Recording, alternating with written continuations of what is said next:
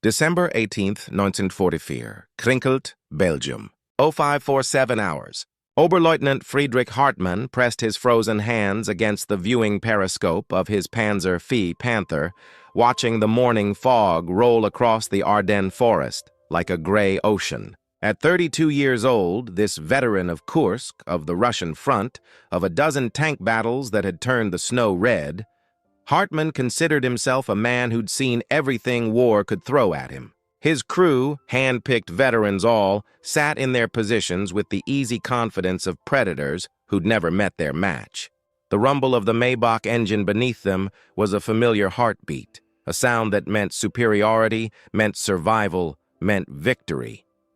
Through the periscope, Hartmann spotted them. American M4 Shermans, 3 of them, maybe 4, moving cautiously through the tree line about 800 meters out. He smiled, that thin smile that came from knowing you held every advantage. The Panther's 75mm KWK-42 could punch through a Sherman's frontal armor from over 1,000 meters. These Americans, these boys from their safe little country that had never known real war on their soil, they were driving around in what his gunner Feldwebel Klaus Becker called Ronsons, because they lit up with one hit. The intelligence brief said American tank crews called their own Shermans death traps.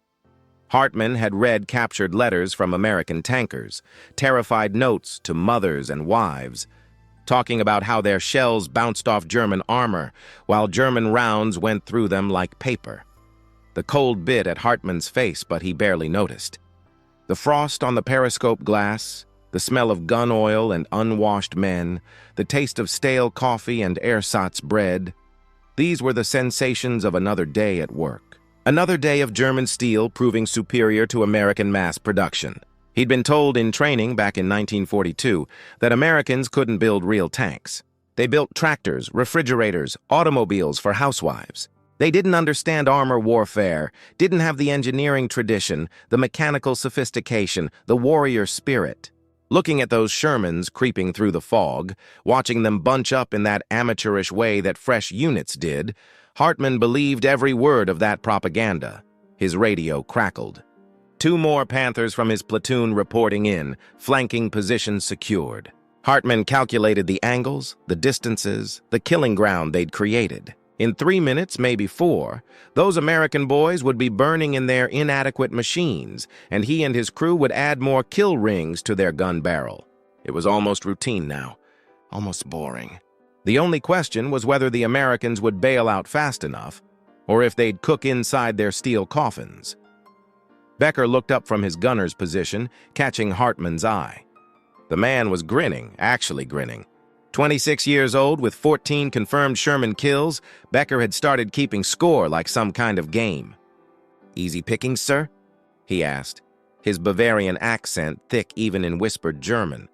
What Hartmann didn't know was that those weren't ordinary Shermans approaching through the fog. What he couldn't see from his periscope was the longer, more angular turret. The extended barrel that spoke of something new, something his intelligence briefs hadn't prepared him for. What Hartmann didn't know was that American industry, that supposedly inferior American engineering, that mass production system he'd been taught to mock, had been working overtime.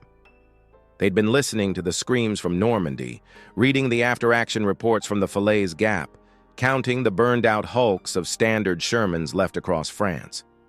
And unlike the Wehrmacht, choking on its own supply lines and political infighting, the Americans had actually done something about it.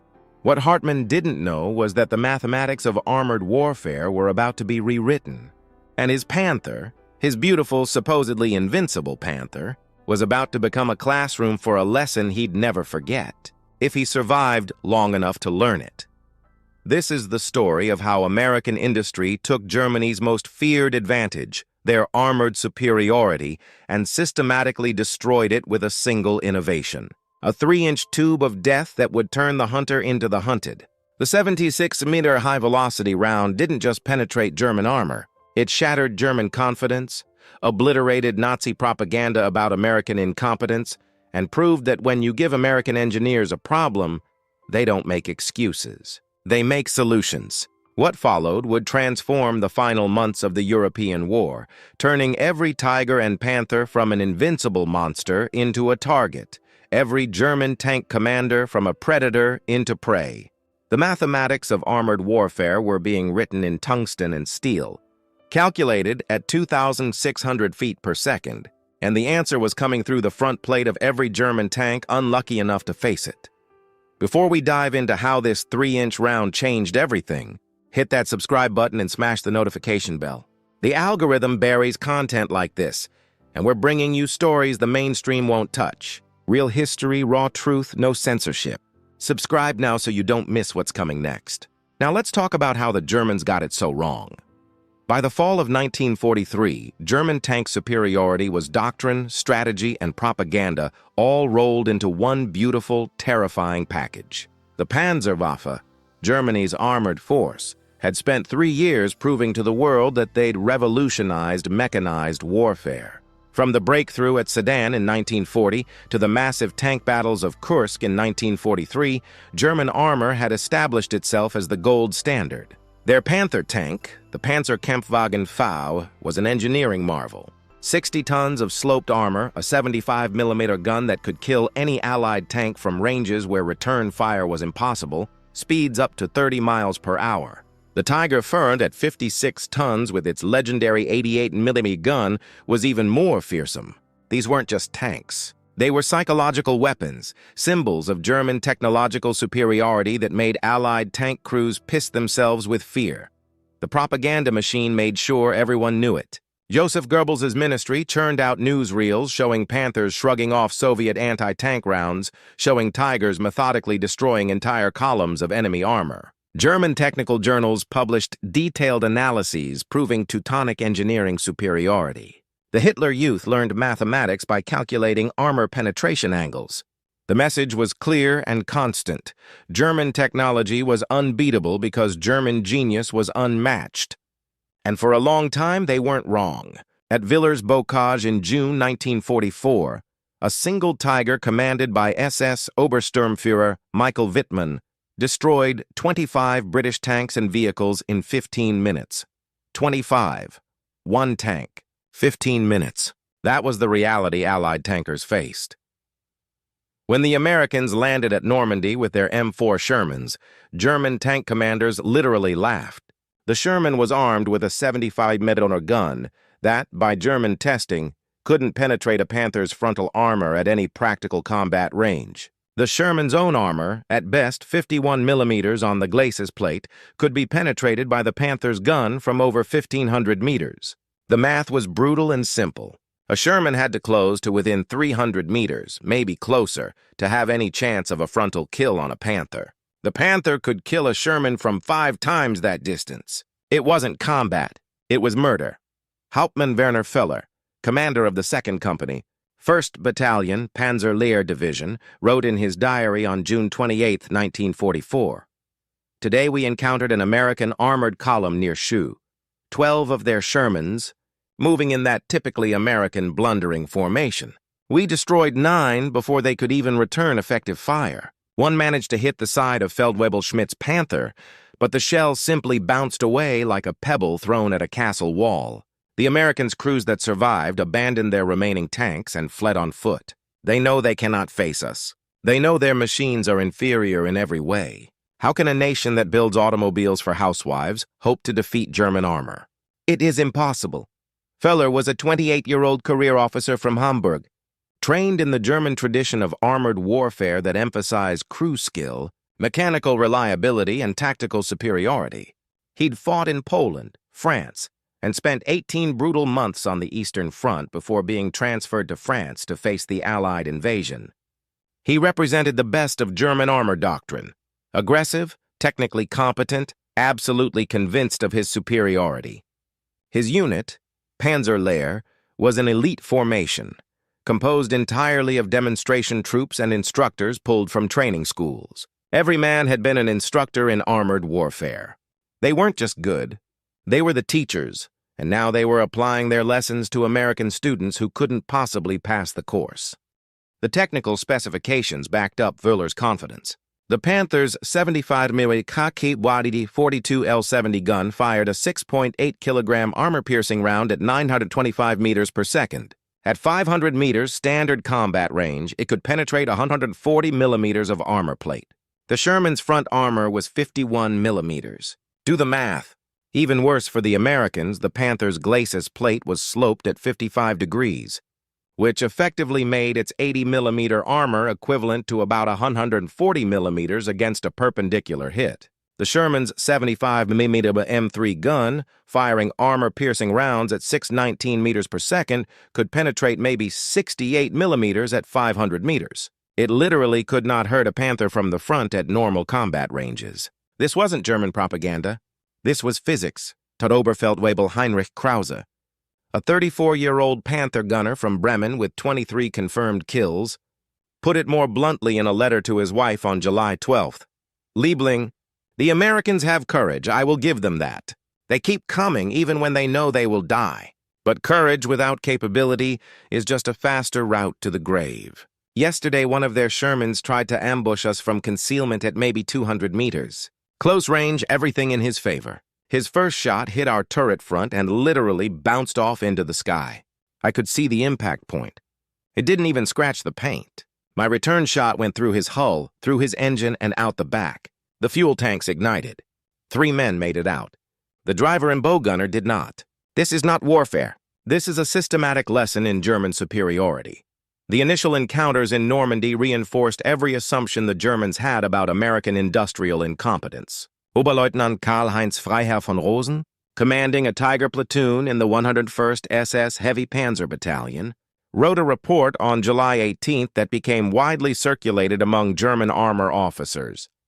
The American Sherman tank represents everything wrong with their approach to warfare. It is mass-produced with no attention to crew survivability or combat effectiveness. The armor is thin, the gun is inadequate. The silhouette is high, making it an easy target. The Americans have apparently decided to substitute quantity for quality, believing they can simply overwhelm us with numbers. This strategy is doomed to failure. A single well-handled Panther or Tiger is worth 10 Shermans. We proved this at Villers-Bocage. We prove it every day in Normandy. The Americans will learn, though the lesson will be written in the blood of their tank crews, that mechanical engineering is not about mass production, but about superior design executed by superior men. Von Rosen, 31, from an old Prussian military family, had commanded tanks since 1940. He'd been at Kursk, where his Tiger had knocked out 7 Soviet T-34s in a single engagement.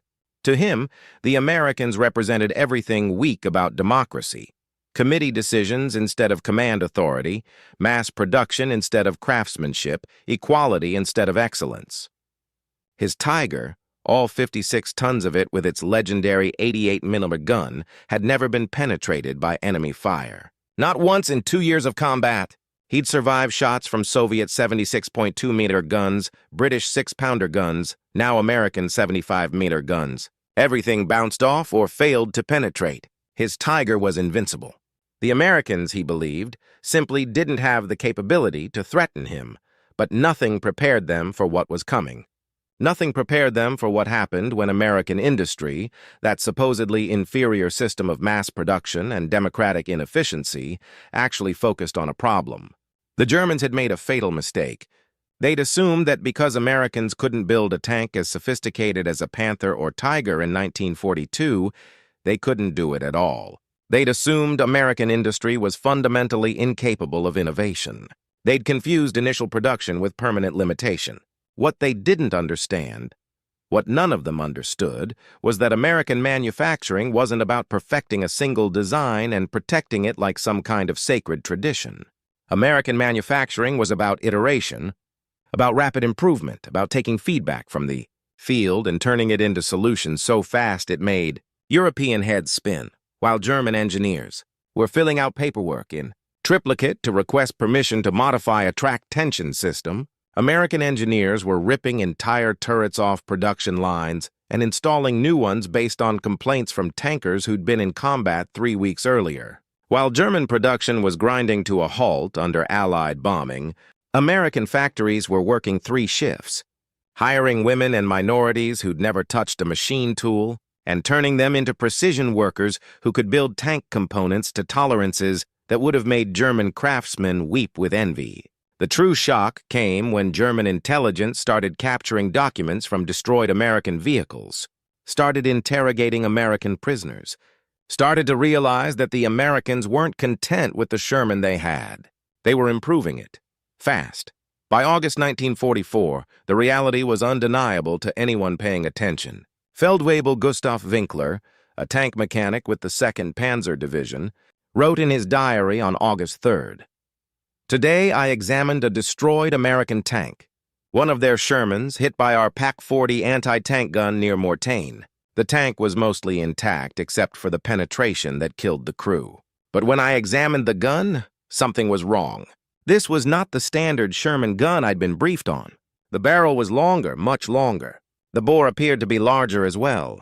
I measured it, 76 millimeters, not 75. The turret was modified to accommodate this new weapon. The Americans have upgraded their tanks. When I reported this to my commanding officer, he dismissed it as a local modification, perhaps captured from us or some kind of experimental unit. But I counted 7 more of these modified Shermans in the wreckage around Mortain. This is not experimental. This is production. The Americans have improved their tank, and we are still briefing crews on the old version."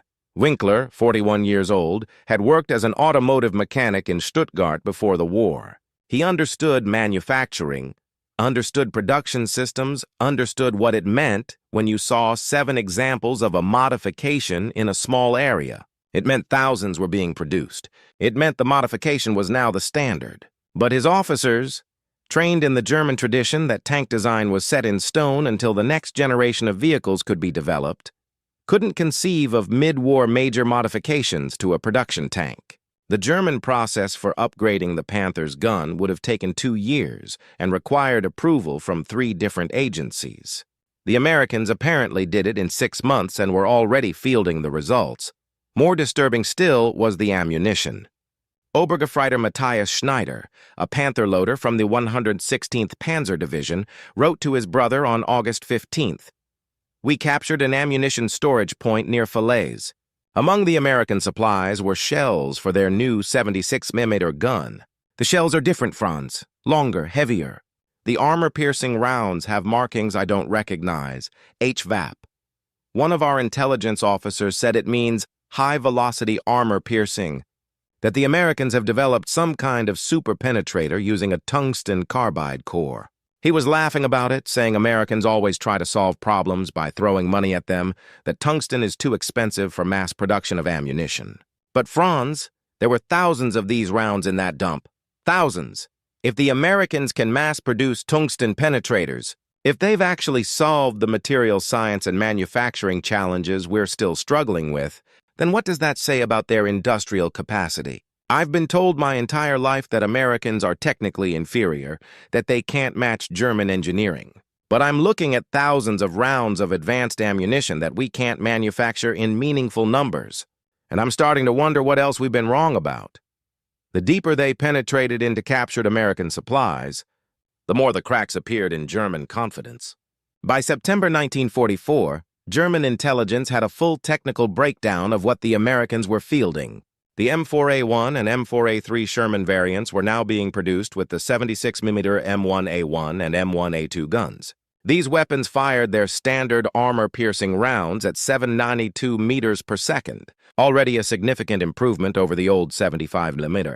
But the real terror was the M93 HVAP round, the high-velocity armor-piercing shot that Schneider had found. This round used a tungsten carbide core encased in a lightweight aluminum shell. When fired, it achieved muzzle velocities of 1,036 meters per second, carrying 9.5 kilograms of kinetic energy. At 500 meters, this round could penetrate 175 millimeters of armor plate. That was enough to go through the front of a Tiger Eye. That was enough to defeat a Panther's frontal armor if the shot was perpendicular. The Americans had created a Sherman that could kill German heavy tanks. Hauptmann Feller, the same officer who'd mocked American armor in June, wrote a very different entry on September 22, 1944. Today, everything changed. We engaged American armor near Aachen. expecting the usual easy victory against Shermans. But these were not the Shermans we knew. The lead American tank fired at Schmidt's Panther from approximately 600 meters. The round struck the glacis plate and penetrated clean through. Schmidt and his entire crew were killed instantly. The penetration was complete, front to back. This should not be possible. The angles were wrong for penetration. The range was too great. But I saw the hole with my own eyes, saw the diameter of the penetration. These Americans have a new gun, a new shell, and they can kill Panthers from frontal aspect. I have lost 3 tanks today to this new weapon. 3 Panthers destroyed by Shermans. Destroyed frontally. Destroyed at ranges where we should have been invulnerable. The Americans have changed the rules of engagement, and we are still fighting by the old rules. The psychological impact was immediate and devastating. Lieutenant Peter Hohenstein, a 23-year-old Panther commander who joined his unit in July 1944 with dreams of glory and easy victories, wrote to his father on September 28th. "Father, everything they told us in training was a lie. The Americans are not technically inferior. Their new Shermans are not death traps that burn with one hit. Today I watched a duel between one of their upgraded Shermans and Oberleutnant Brandt's Panther. Brandt was a veteran of Russia, a holder of the Iron Cross First Class, a man who'd destroyed 17 Soviet tanks. The Sherman fired first from about 700 meters. The shot hit Brandt's turret ring and penetrated into the crew compartment. The Panther exploded, ammunition cooking off, turret blown 15 meters from the hull. The Sherman was hit twice by other Panthers in our company. One round bounced off the gun mantlet. Another penetrated the front hull but apparently missed critical components because the Sherman backed into cover and continued firing. It killed another Panther before we could suppress it with PaK-40 anti-tank gunfire. This is not the warfare I was trained for. This is not the superiority I was promised. The Americans have matched us, perhaps exceeded us in practical combat effectiveness. I no longer feel invincible in my Panther. I feel like I am in a target waiting for someone to take their shot." The denial phase among German commanders lasted longer than it should have. Old assumptions die hard, especially when your entire military doctrine is built on those assumptions. Generalmajor Heinrich Freiherr von Lüttwitz, commanding the 2nd Panzer Division, issued a memorandum on October 1st that was distributed throughout the armored forces in France. Recent reports of Sherman tanks defeating Panthers and Tigers are greatly exaggerated. While the Americans have made some improvements to their basic Sherman, these improvements do not fundamentally alter the tactical situation. Our tanks remain superior in armor protection, firepower, and crew training. Any instances of Panthers being destroyed by Shermans can be attributed to poor tactical positioning, crew error, or lucky shots against weak points. Tank commanders are reminded to maintain proper combat discipline, utilize proper hull-down positions, and engage enemy armor at maximum range. If these procedures are followed, American armor poses no significant threat to German tank superiority. Von Lüttwitz, 50 years old, had commanded armor since the invasion of Poland. He was a product of the German military tradition that emphasized doctrinal adherence and refused to accept that carefully developed tactics could be invalidated by simple technological improvement.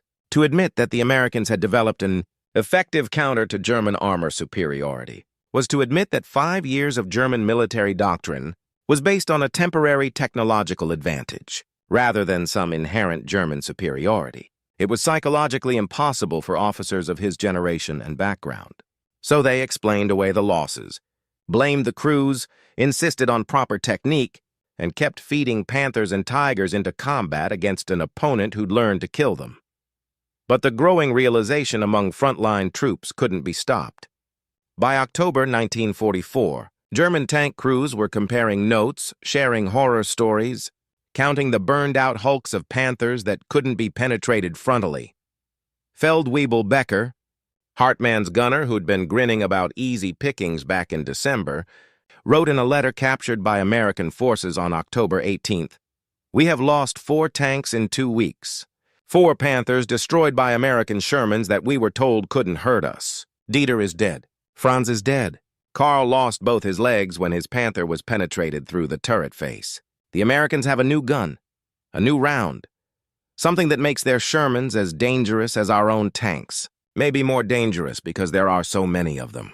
The Americans can afford to lose 3 Shermans to kill 1 Panther, and they still come out ahead because they have 3 more Shermans behind those and 3 more behind those. We lose a Panther, and there is no replacement.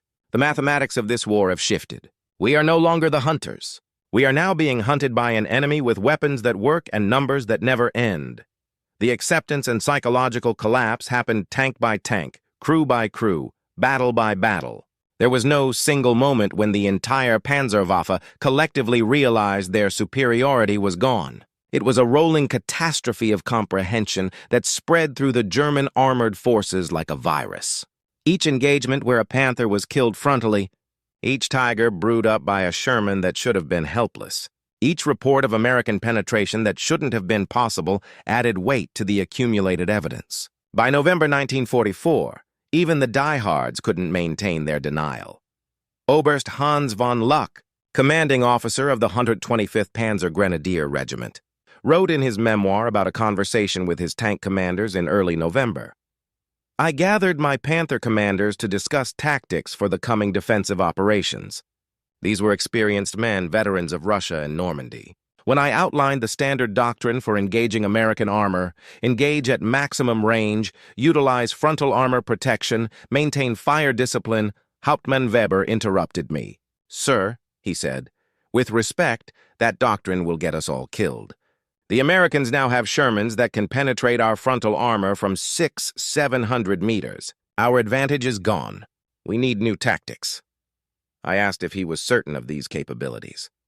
He looked me in the eye and said, Sir, I have personally watched 3 Panthers in my company destroyed by frontal penetrations from Sherman tanks. I know what I saw. Every tank commander in this regiment knows what we're facing. The only question is whether High Command is going to acknowledge reality before we lose every Panther we have left. The new reality forced adaptations that would have been unthinkable 6 months earlier. German armor doctrine had always emphasized aggressive offensive action, using superior armor and firepower to dominate the battlefield. By late 1944, Panthers and Tigers were fighting from ambush positions, hiding in ruins, avoiding open ground engagements. Tank commanders, who'd once hunted Shermans like safari game, now planned their movements around avoiding American armor. The predator had become prey, and everyone knew it.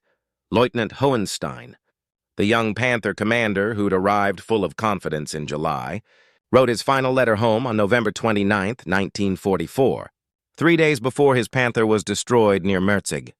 Mother, I need you to understand something, and I need you to never repeat this where anyone else can hear.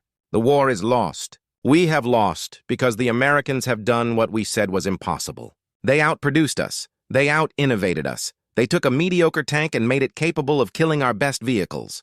We mocked them as technically inferior while they were busy proving us wrong. Every day I see the evidence. American artillery that can drop hundreds of shells where we can manage dozens. American air power that owns the skies while the Luftwaffe is a memory. American tanks, improved and upgraded, rolling forward in numbers that never end. And behind all of it is an industrial capacity that we simply cannot match. Germany builds craftsman tanks, one at a time, carefully constructed. America builds assembly line tanks by the thousand, and they work just as well. Better because when an American loses a tank, he gets a new one the next day. When we lose a Panther, it is gone forever. I don't know if I will survive this war. Most of my friends have not. But if I do, I will spend the rest of my life trying to understand how we convinced ourselves. That quantity couldn't beat quality when the enemy's quantity came with quality built in. The decisive encounter that proved everything came during the Battle of the Bulge in December. 1944, Oberleutnant Hartmann, the same officer we met in that cold December morning near Krinkelt, finally faced the new American Shermans in the engagement he'd expected to be another easy victory. At 06:02 hours on December 18th, his Panther detected movement in the fog-shrouded forest ahead. American Shermans moving cautiously into the killing ground Hartmann had prepared. His positioning was perfect. His crew was veteran. His Panther was superior in every technical specification, on paper anyway, to anything the Americans fielded. Becker, his gunner, tracked the lead Sherman through his sight. Range 800 meters. Perfect engagement distance. Frontal aspect. The Sherman should be helpless, unable to effectively return fire at this range. Hartman gave the order to fire. The Panther's 75mm gun spoke, and through his periscope, Hartman saw the tracer streak through the fog and impact the lead Sherman's glacis plate. The American tank shuddered from the impact but didn't explode, didn't brew up. The shot had struck at a bad angle, glancing off the sloped armor. Before Becker could reload, the Sherman's turret traversed with surprising speed. Hartman realized too late that the turret was wrong. The barrel was too long. This was one of the new ones, one of the upgraded Shermans with the high-velocity gun. The American fired. At 800 meters, the odds favored the Panther's armor. The shot shouldn't penetrate. But the round that hit Hartman's Panther wasn't a standard M62 armor-piercing shell. It was an M93 HVAP round, tungsten carbide core wrapped in aluminum, traveling at over 1,000 meters per second. The shot struck the Panther's glacis plate just to the right of the machine gun mount, an area that was mathematically proof against the old Sherman 75mm. The tungsten penetrator punched through 80 millimeters of armor plate like it was aluminum foil. The round continued through the crew compartment, through the ammunition storage, through Hartman's radio operator, who was sitting right behind that section of armor. The penetration was clean, surgical, devastating. Hartman felt the impact like a physical blow, heard the scream of metal giving way, smelled the sudden stink of explosive propellant as the penetration ignited ready ammunition. Years of training took over. "Abandon tank, now!" He was already moving, muscle memory from a dozen drills carrying him through the commander's hatch. Behind him, Becker and the loader scrambled out. The driver and radio operator didn't move because they couldn't. The penetration had killed them instantly. Hartman hit the frozen ground and ran like he'd never run from a Russian T-34, ran like the devil himself was behind him. 30 seconds after the crew bailed out, the Panther's ammunition cooked off, blowing the turret off its ring and sending 50 tons of German engineering superiority up in flames. Lying in a shell crater 200 meters from his burning Panther, Hartman watched the rest of the engagement unfold. The American Shermans, there were 5 of them with the new 76mm guns, systematically engaged his platoon. 2 more Panthers were hit and penetrated within 3 minutes. One Tiger I that was supporting his position took 3 hits before a lucky shot found a vision port and forced the crew to bail out. The Americans were working in pairs, one Sherman firing while another moved, using tactics that suggested experience and confidence. These weren't the amateur tankers of Normandy. These were veterans who knew their vehicles could compete.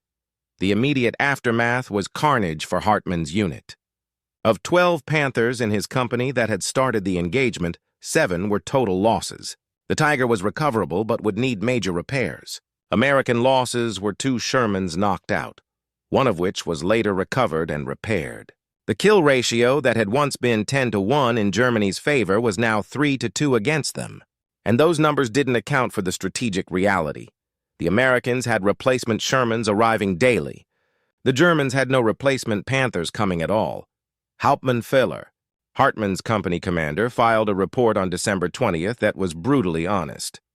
The American M4 Sherman, equipped with the 76mm high-velocity gun and HVAP ammunition, is now fully capable of defeating Panther and Tiger tanks in frontal. Engagements at combat ranges up to 800 meters. Our previous tactical advantage is eliminated.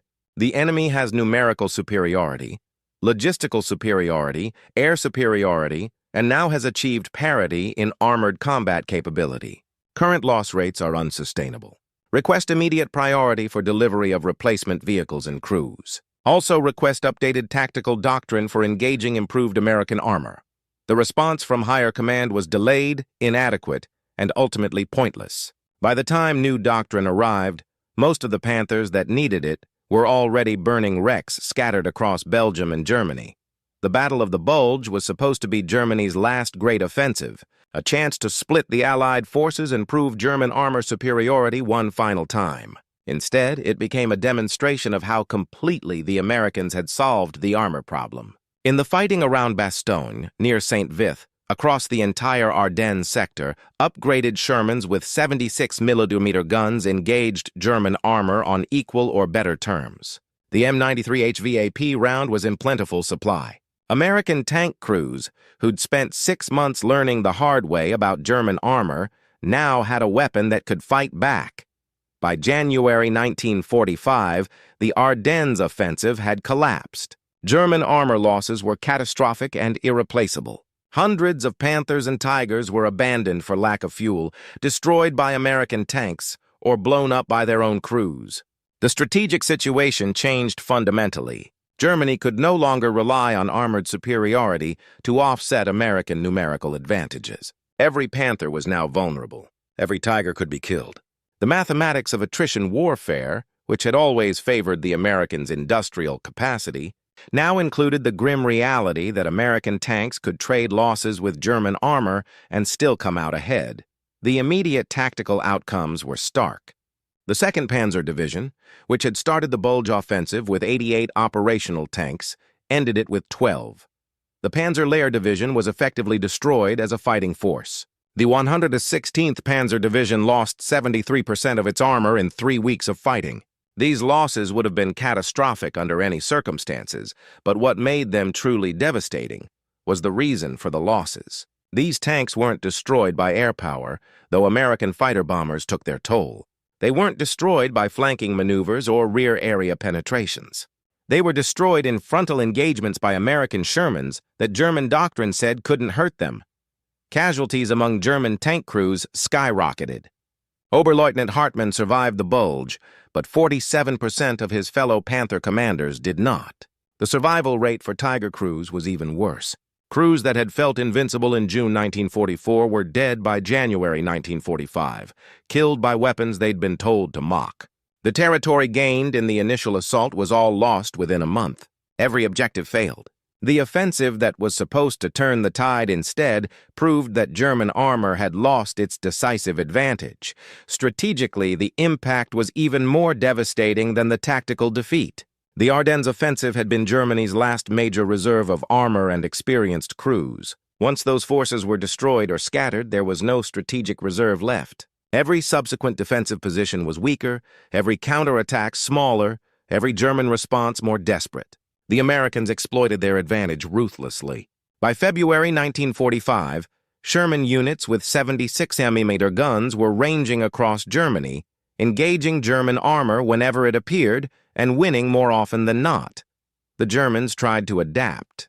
New tactics emphasized ambush from concealment, engagement at extremely close range where the Panther's thicker side armor was protected by buildings or terrain, hit-and-run attacks designed to minimize exposure. But these were the tactics of desperation, the methods of an inferior force trying to offset enemy advantages. This was the exact opposite of the aggressive armored doctrine Germany had pioneered. Panthers skulking in ruins, tigers hiding in forests, waiting for the perfect ambush moment that rarely came because American combined arms tactics meant tanks never advanced without infantry, artillery, and air support. The hunters had become the hunted, and no amount of tactical adjustment could change the fundamental reality that American industry had solved the armor problem. The German strategic adjustments were too little, too late, and fundamentally flawed. By March 1945, with the Rhine crossings underway and American armor flooding into Germany proper, the Wehrmacht tried to concentrate remaining Panthers and Tigers into specialized anti-tank battalions. The theory was sound. Use the remaining heavy armor purely defensively in carefully prepared positions where they could maximize their strengths. The execution was impossible. There was no fuel to move these concentrated units to where they were needed. There were no spare parts to keep them operational. There were no trained crews to replace combat losses. And most critically, there was no answer to the fundamental question: how do you defend against an enemy who has more tanks? Better logistics, air superiority, and now weapons that can kill your heaviest armor frontally? The Americans didn't just continue their advance. They accelerated it. Sherman units with 76mm guns became the spearhead forces, the exploitation units that punched through German defensive lines and kept going. The psychological advantage had completely reversed. In June 1944, German tank crews were confident and aggressive while American tankers were scared and defensive. By March 1945, American crews advanced with the confidence of men who knew their equipment worked, while German crews fought with the desperation of men who knew each engagement might be their last. The Americans took risks because they had replacement tanks. The Germans couldn't afford risks because there were no replacements coming. Oberst von Luck, the regimental commander who'd had that frank conversation with his tank commanders back in November, wrote in his post-war memoir about the final collapse. By April 1945, we had perhaps a dozen operational Panthers left in the entire regiment. We had fuel for maybe one more major engagement. We had ammunition but no way to distribute it effectively. And we had crews who were physically and psychologically exhausted from months of fighting a defensive war they knew was lost. When I asked my senior tank commander what he needed to continue the fight, he looked at me like I was insane and said, "Sir, I need the Americans to not have upgraded their Shermans. I need them to not have infinite replacement vehicles. I need them to not have complete air superiority. I need them to not have the industrial capacity of an entire continent. Since I can't have any of those things, what I actually need is for this war to end before we're all dead." He was right, of course. The war was over. We just hadn't admitted it yet. Why the German countermeasures failed was simple. They were trying to solve a tactical problem that was actually strategic. No amount of clever positioning or superior crew training could overcome the fundamental disparity in industrial capacity. Germany, by 1945, was producing maybe 100 Panthers per month from factories that were being bombed around the clock. America was producing over 1,000 Shermans per month from factories that had never heard an enemy aircraft. Germany was scraping together tungsten carbide for a few hundred penetrator rounds. America was mass-producing tungsten ammunition in quantities Germany couldn't imagine. The Germans tried to fight smarter. The Americans fought smarter and with overwhelming material superiority. That's not a fight you win. Before we get into the numbers that made this possible, and trust me, these statistics will blow your mind, I need you to do something. Take 5 seconds and hit that like button. 90% of you watching aren't subscribed. That's insane for content like this. We're bringing you the real history, the details other channels won't cover because it takes too much research. Show your support. Like, subscribe, share this with someone who needs to understand what American industrial power actually means. Now, let's talk about the numbers that changed the war. American production capability for the 76mm gun and its ammunition was nothing short of miraculous when you understand the timescale. The first prototype 76mm gun was tested on a Sherman chassis in August 1942. By January 1944, just 17 months later, the first production M4A1 tanks with 76mm guns were rolling off assembly lines. 17 months from concept to mass production. In Germany, getting approval for a new gun mount would have taken that long. The Americans went from prototype to battlefield deployment in the time it took German military bureaucracy to schedule a review committee. Production numbers tell the story. In 1944, American factories produced 17,565 Sherman tanks. Of those, approximately 4,500 were 76mm equipped variants by the end of the year. That means in the last 6 months of 1944, American industry was cranking out roughly 750 upgraded Shermans per month. Compare that to Germany. Total Panther production in 1944 was 3,140 vehicles. Total Tiger Y and Tiger II production combined was under 1,000 vehicles. The Americans were building more upgraded Shermans every month than Germany built Tigers in the entire year. Let that sink in.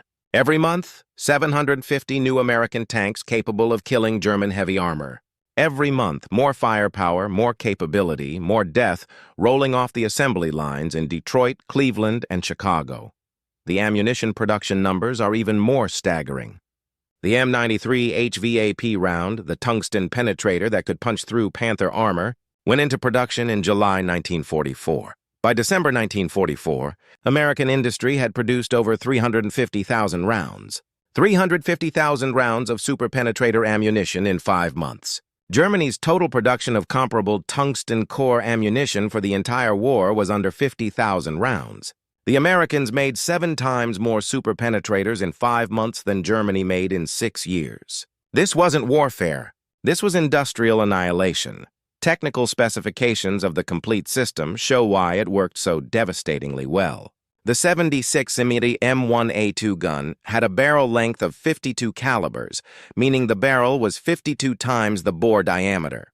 This gave it excellent velocity and accuracy.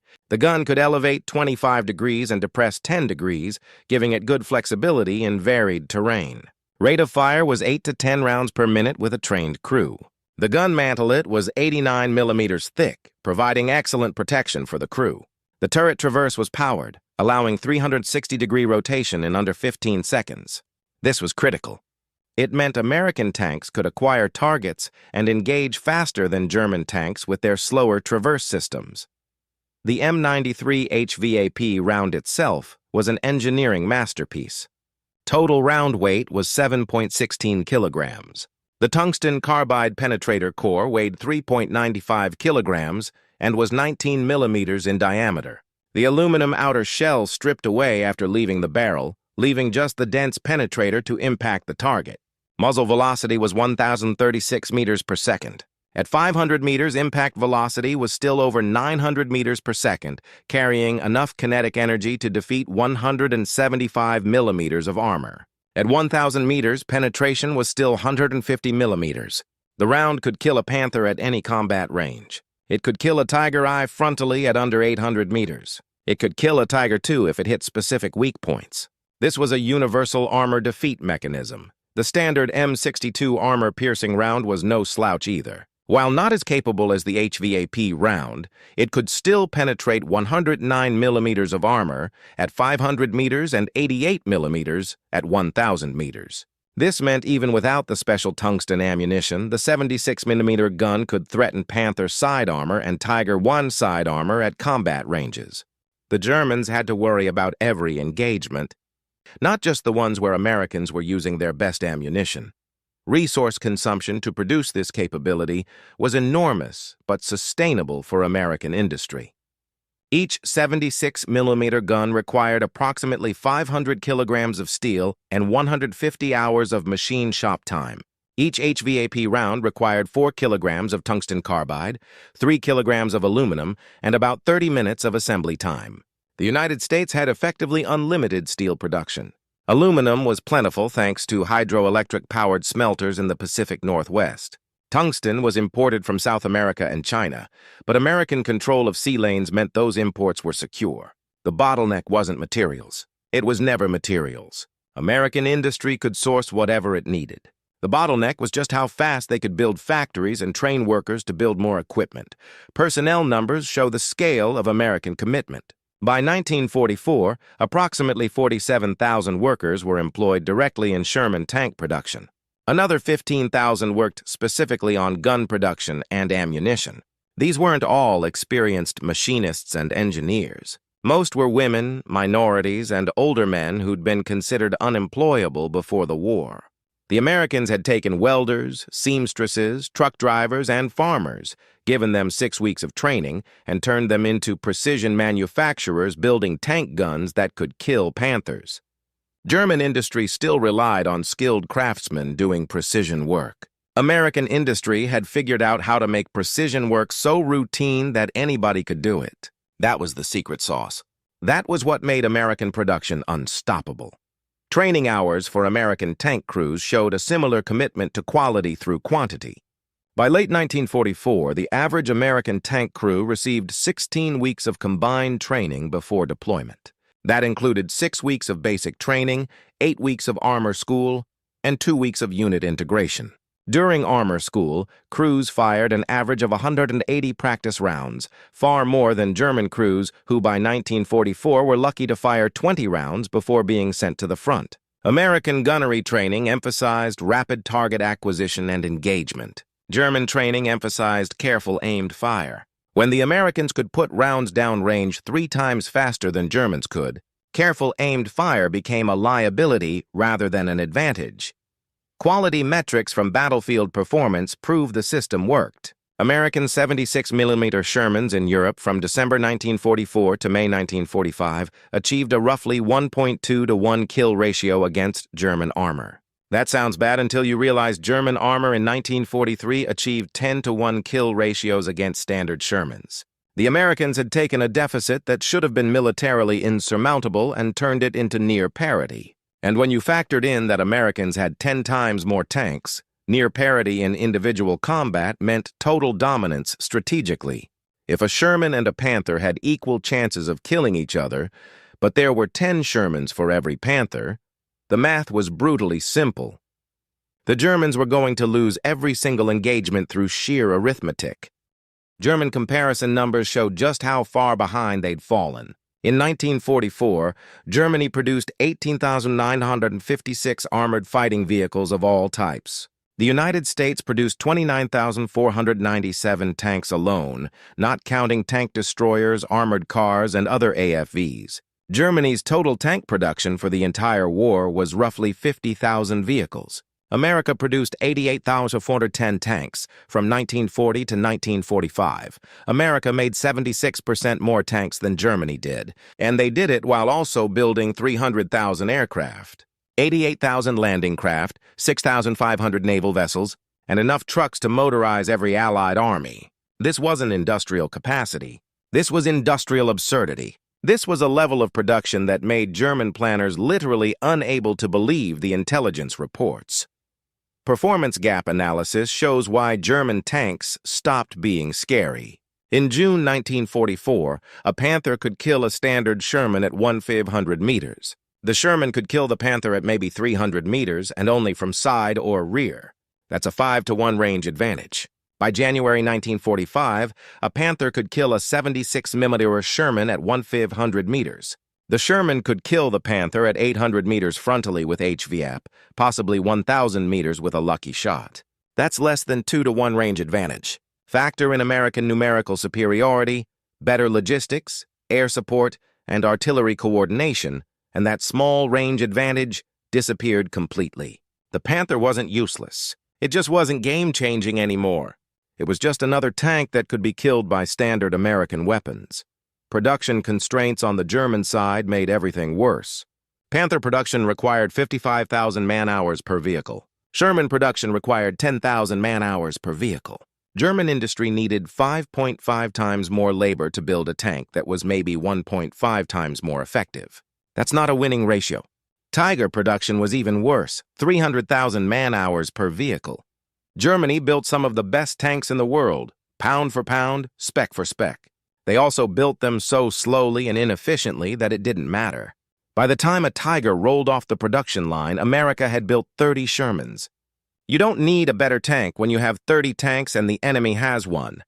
Battle results from the final months of the war show the grinding arithmetic of attrition. In February 1945, American armored forces in Europe destroyed or captured 473 German tanks and assault guns. American armor losses were 687 vehicles. That sounds bad. It's actually devastating for Germany. Of those 687 American losses, 412 were repairable and returned to service within 2 weeks. Of the 473 German losses, maybe 50 were recoverable. Net result, America lost 275 tanks permanently. Germany lost 423 tanks permanently. And here's the kicker. America received 1,147 replacement tanks that month from production and shipments. Germany received 89 replacement tanks. American armor strength increased by 872 vehicles. German armor strength decreased by 334 vehicles. That's not warfare. That's mathematical inevitability. Kill ratios by tank type show the transformation.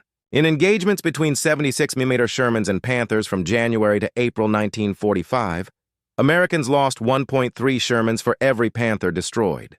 In the same period, standard 75mm Shermans lost 4.2 tanks for every Panther destroyed. The upgraded gun cut American losses by 70%. That's the difference between sustainable casualties and unsustainable hemorrhaging. The 76mm didn't make Shermans invincible. It made them competitive. And competitive plus overwhelming numbers equals victory. Territory gained shows the strategic outcome.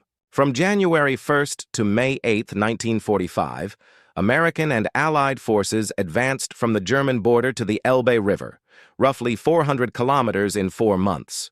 This was against prepared defensive positions, fortified cities, and the last reserves of German armor. The advance averaged over 3 kilometers per day. During the same period in the opposite direction, The German Ardennes offensive in December 1944 advanced 85 kilometers in 2 weeks before being stopped and pushed back. The offensive capability differential was stark. Germans attacking gained 6 kilometers per day for 2 weeks before exhaustion. Americans attacking gained 3 kilometers per day for 4 months without stopping. That's sustainability.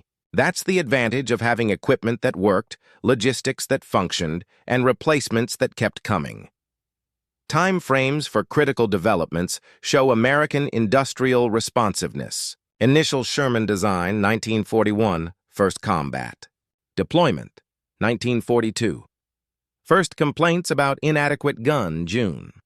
1942. First 76mm prototype, August. 1942. Final approval for production, January. 1943. First production vehicles, January. 1944. Mass deployment, July. 1944. From identifying the problem to fielding the solution in frontline combat units took 25 months. German Army first requested the Panther in 1941. The Panther entered production in 1943. That's similar timescale, right? Except the German request was for a counter to the Soviet T-34 they'd encountered in 1941. They needed a better tank immediately. They got it 2 years later. The Americans saw a problem in combat and fixed it while actively fighting a war on 3 continents. That's the difference between American and German industrial systems. The Americans could innovate in real time. The Germans needed peacetime conditions to make major changes. Efficiency metrics show why American production worked. Man-hours per round of 76mm ammunition, 0.5 hours. Man-hours per round of comparable German 75mm Panther ammunition, 2.1 hours. American industry was over 4 times more efficient at making ammunition. Cost per Sherman tank in 1944, $44,556. Cost per Panther tank converted to dollars at contemporary exchange rates, approximately $117,000. American tanks cost 1/3 as much to build. You could build 3 Shermans for the price of 1 Panther. Even if the Panther was twice as good, which by 1945 it wasn't, the economics still favored America 3-1. Now here's where it gets really interesting, and this is the part that should terrify anyone who bets against American industrial capacity. These numbers I just gave you, these production figures and efficiency metrics, they weren't theoretical maximums. They were actual production during a war when American industry was still building up, still learning, still improving processes. Post-war analysis showed American industry in 1945 was operating at roughly 60% of its theoretical capacity. That means if the war had continued, if it had been necessary, American industry could have increased production by another 66%. Imagine, if you can, 50% more Shermans, 50% more ammunition, 50% more everything. The Germans were already being overwhelmed by 60% American capacity. Full American industrial mobilization would have been apocalyptic. Enemy testimony about the 76mm Sherman and American production capacity is some of the most revealing documentation from the war. After Germany's surrender, Allied intelligence teams conducted extensive interviews with captured German officers, seeking to understand German perspectives on Allied capabilities. The testimony about American armor and industrial capacity shows a common theme: disbelief turning to horror, turning to resignation. General Oberst Heinz Guderian, one of the founding fathers of German armored doctrine and chief of the General Staff from July 1944 until March 1945, was interviewed extensively in June 1945. His testimony about American armor is worth quoting at length. We made a fundamental error in our assessment of American industrial capacity and technological capability. Our intelligence services and our propaganda had convinced us that Americans were technically inferior, that their mass production methods would inevitably produce inferior equipment, that their democratic society couldn't match German discipline and organization. This was wrong on every level. The Americans proved capable of rapid innovation, implementing new tank guns and ammunition types in time frames we considered impossible. More importantly, they proved capable of producing these improvements at scale. When we captured the first Sherman with the 76mm gun, our initial response was to dismiss it as a limited production variant, perhaps a few hundred vehicles at most. Within 2 months, every American armored division we faced had these upgraded tanks. Every single division. That level of production, that speed of implementation across an entire theater of war, it was beyond anything we could match. By late 1944, I knew the war was lost because I had seen the production figures. The Americans were building more tanks in a month than we could build in 3 months. They were building better tanks. They had unlimited ammunition, unlimited fuel, unlimited everything. You cannot defeat an enemy who has material superiority, numerical superiority, and technological parity. It is mathematically impossible. We tried anyway, and our tank crews paid the price for our leadership's refusal to accept reality. Guderian's testimony continued with specific technical analysis. The 76mm gun mounted on the Sherman was, by our testing, capable of defeating Panther frontal armor at ranges up to 800 meters with their HVAP ammunition. This eliminated our primary tactical advantage. The Panther had been designed specifically to engage enemy tanks at ranges where return fire was ineffective. The Sherman with the 76mm gun changed that equation. Suddenly, American tanks could fight us at medium range and win. They couldn't match us at long range. But in the close terrain of the Ardennes, in the cities of the Rhineland, long range didn't matter. What mattered was who could get their gun on target first, and who could land a killing shot. American tanks, with their powered turret traverse and well-trained crews, often won that race. The psychological impact on our tank crews was devastating. Men who had felt invincible in their Panthers suddenly felt vulnerable. Morale collapsed. Units that should have fought to the last tank instead abandoned vehicles at the first sign of strong opposition because the crews no longer believed they were invincible. The Americans didn't just neutralize our technical advantage. They destroyed our psychological advantage. And in armored warfare, psychology is half the battle. SS Obersturmbannführer Otto Skorzeny, the famous commando leader who also commanded armored units during the Battle of the Bulge, provided similar testimony with even more bitterness. The Ardennes offensive failed for many reasons. Poor weather grounded our aircraft and the American aircraft. Fuel shortages limited our operational mobility. But the primary reason we failed was that American Shermans with the 76mm gun could kill our Panthers and Tigers. I personally witnessed engagements where single American tanks destroyed multiple German heavy tanks. This should not have been possible. We had been assured of our superiority. We had been told American tanks were inferior. The propaganda didn't mention that the Americans were improving their tanks faster than we could adapt our tactics. Every advantage we'd enjoyed in 1943 was gone by 1945. The Americans had better logistics, better air support, more artillery, more ammunition, more fuel, more everything. And now they had tanks that could fight ours on equal terms. How are you supposed to win a war under those circumstances? The answer is you can't. We couldn't. The outcome was inevitable from the moment the Americans solved the armor problem. Oberst Hans von Luck, whose earlier testimony we've referenced, provided perhaps the most philosophically reflective analysis in his post-war interrogation. I spent the entire war fighting enemies who, on paper, we should have easily defeated. The French in 1940 had better tanks than we did. We won through superior tactics and better coordination. The Soviets had the T-34, which was superior to our Panzer IIIs and IVs in almost every way. We won initially through surprise and better crew training. The Americans came late to the war with tanks that were clearly inferior to our latest designs. We assumed we would defeat them the same way we'd defeated previous enemies, through superior technology, superior tactics, superior will. What we failed to understand was that the Americans learned from every defeat. They didn't make excuses. They didn't blame their crews or their tactics. They fixed their equipment. When their 75mm gun proved inadequate, they built a better gun and put it in production in less than a year. When they needed better ammunition, they developed it and produced it in quantities we couldn't imagine. The Americans had created an industrial system that could respond to battlefield needs in real time. We had created an industrial system that required years of planning for any major change. That flexibility, that ability to adapt and improve while actively fighting a war, that was their secret weapon. The 76 millimeter gun was just one example. They did the same thing with their aircraft, their artillery, their trucks, everything. Every system they fielded was improved, upgraded, and mass-produced faster than we could counter it. That's why we lost. Not because American soldiers were better, though by 1945 they were very good. Not because their generals were brilliant, though some were competent enough. We lost because American industry could outproduce us and out-innovate us simultaneously. You cannot win a war against an enemy like that.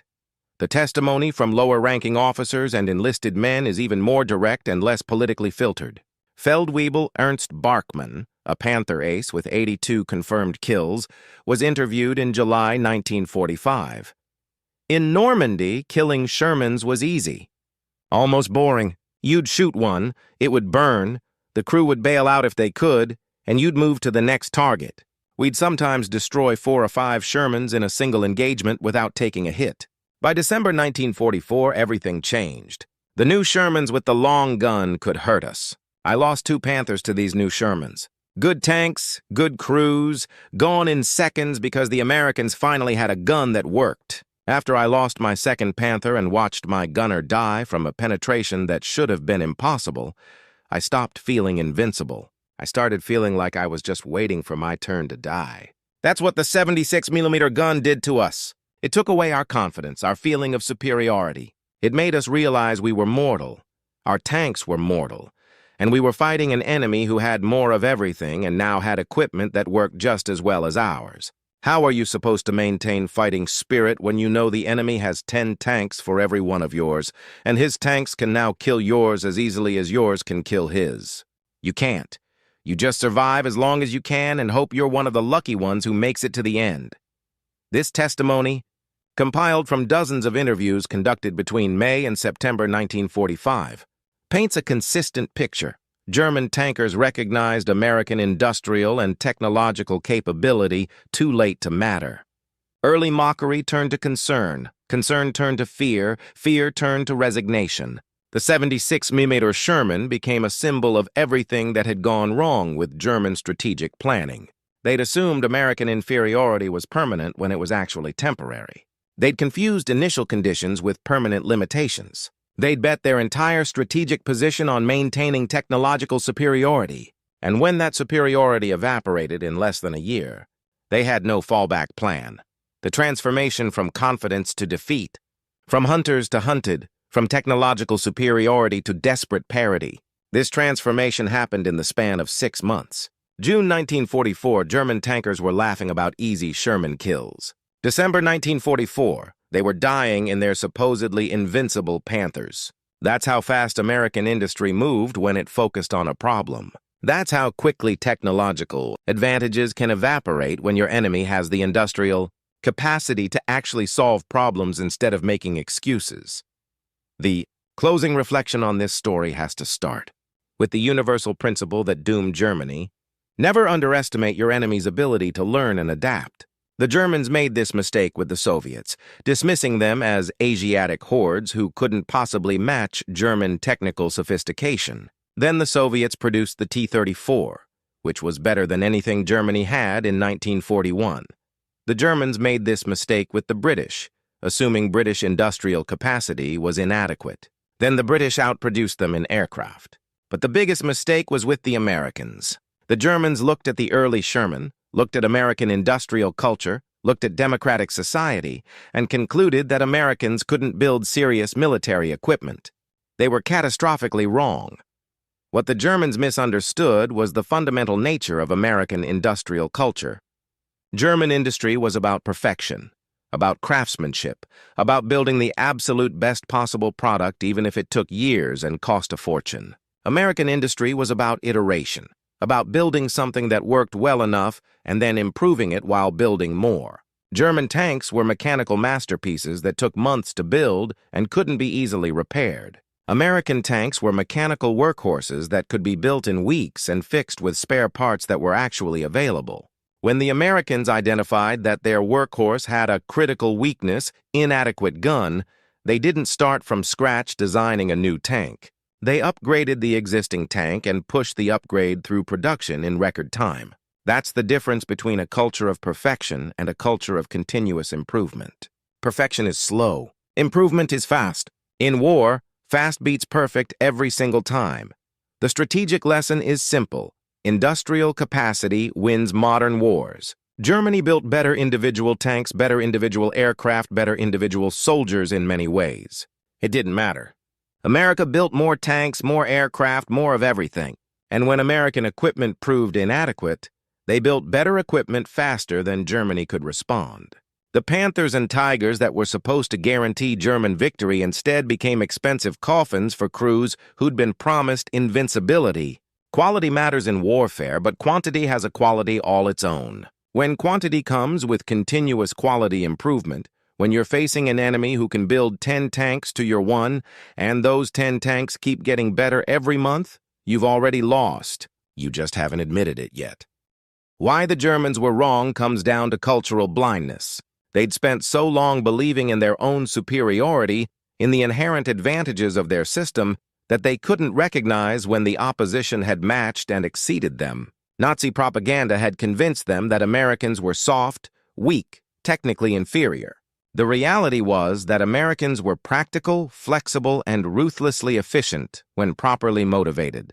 The Germans built the Panther and thought they'd solved armor warfare forever. The Americans built the 76mm gun and proved that no advantage is permanent when your opponent can outproduce you and out-innovate you. Simultaneously, what made America successful wasn't some inherent superiority. Americans didn't have better steel or smarter engineers or braver soldiers. What America had was an industrial system that could respond to problems with solutions at scale. When American tankers reported that their guns couldn't penetrate German armor, American industry listened and fixed it. When the fix wasn't quite good enough, they fixed it again. They kept iterating, kept improving, kept pushing until the solution worked. German industry couldn't do this. German industry needed approval from multiple agencies, needed testing periods that lasted months, needed production schedules that were set years in advance. By the time German industry could respond to a problem, the problem had already killed thousands of German soldiers. The final statement has to be about cost. The 76mm gun solved America's armor problem.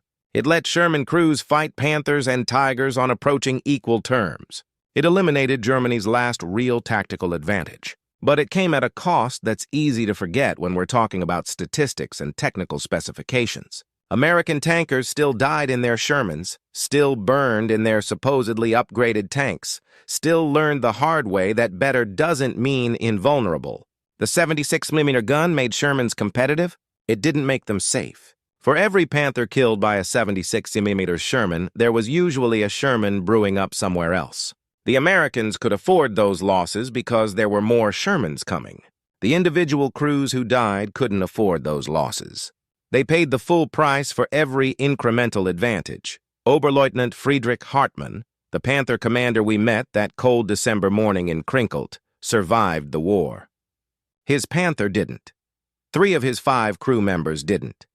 He spent the last months of the war in a military hospital recovering from burns suffered when his tank was penetrated by that 76mm HVAP round.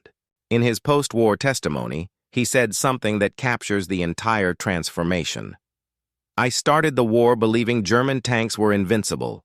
I ended the war knowing that nothing is invincible when your enemy has the will and the industrial capacity to defeat it. The Americans didn't beat us with better tactics or better soldiers. They beat us with better logistics, better production, and better adaptation. They looked at their Sherman, recognized its weaknesses, and fixed them while continuing to build more. We looked at our Panther, believed it was perfect, and built fewer of them than we needed while the opposition built tens of thousands of tanks that could kill ours. That's the lesson. That's what I learned burning in my supposedly superior tank while an American Sherman drove past to kill another Panther. Superiority is temporary. Industrial capacity is permanent. America had the capacity and we didn't. Everything else was just details. The lasting impact of the 76mm Sherman goes beyond World War II. It proved that American industrial flexibility could solve military problems faster than authoritarian systems could. It established the template for American military procurement. Identify the problem, develop a solution, test it fast, produce it at scale, deploy it rapidly, gather feedback, improve it, repeat. This template won World War II. It won the Cold War. It's still winning today. The 76mm gun wasn't the best anti-tank weapon of World War II. The German 80mm was better. The British 17-pounder was better. But the 76mm was good enough, and America built enough of them fast enough to matter. Good enough plus overwhelming quantity plus continuous improvement equals victory. That's the American way of war. That's what beat the Panther. That's what beat Nazi Germany. That's what continues to make American military power the benchmark everyone else struggles to match. The ultimate cost for Germany was everything. Their refusal to acknowledge American industrial capacity until it was too late cost them the war. Their belief in inherent technological superiority cost them hundreds of thousands of soldiers who died in tanks that were supposed to be invincible but turned out to be just expensive. Their assumption that democratic societies couldn't match authoritarian efficiency cost them their country, their regime, their future. The Americans didn't just defeat German tanks. They defeated German ideology, German strategy, German assumptions about how modern wars are won. The 76mm gun was just the instrument. The real weapon was American industrial capacity, American flexibility, American refusal to accept defeat when solutions were possible. American Achievement Summary.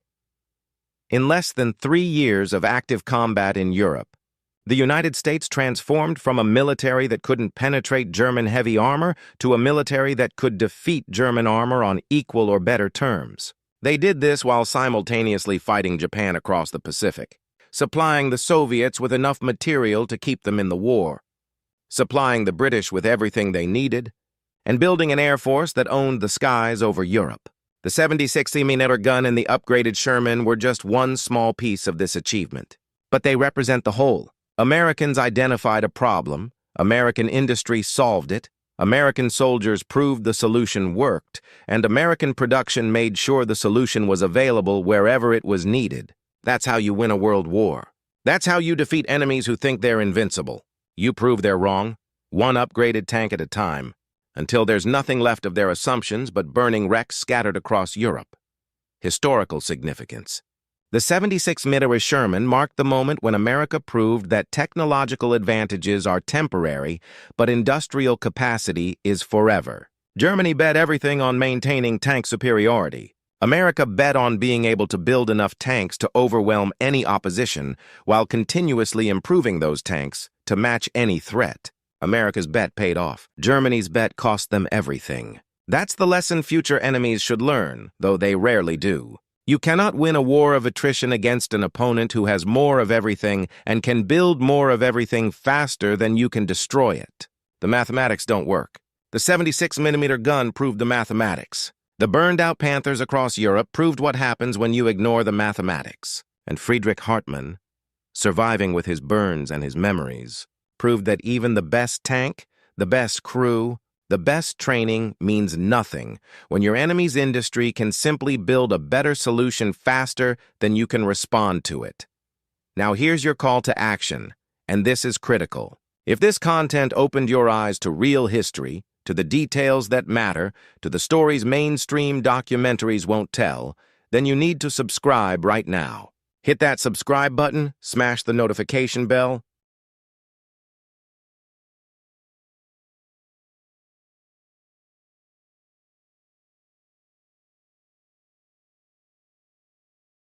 February 19, 1945, Aero 900 hours. Iwo Jima.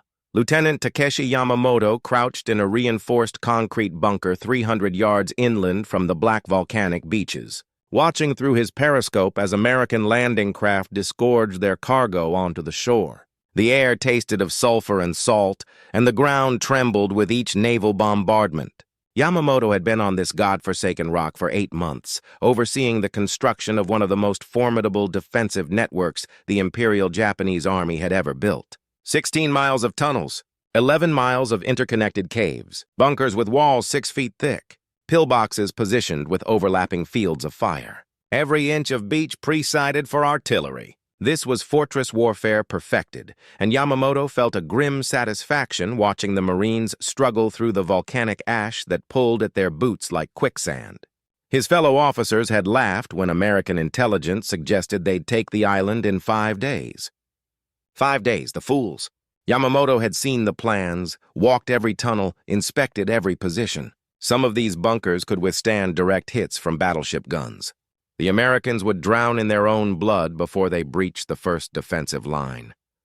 Through the morning haze, Yamamoto watched the usual procession of American equipment rolling off the landing craft. Sherman tanks, he noted with professional interest. The M4 medium tank. He'd studied the technical manuals captured in the Philippines. Decent enough machine, he supposed. 75mm gun, 30 tons, adequate armor. Nothing that couldn't be handled with a well-placed Type 1 47mm anti-tank gun or a buried mine.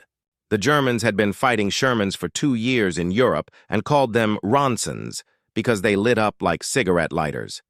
Japanese tank traps and prepared positions would make short work of them. Yamamoto had positioned his anti-tank guns in hardened emplacements with 8 feet of earth and concrete overhead. Let them come. Let them all come. The volcanic rock and steel would drink deep today.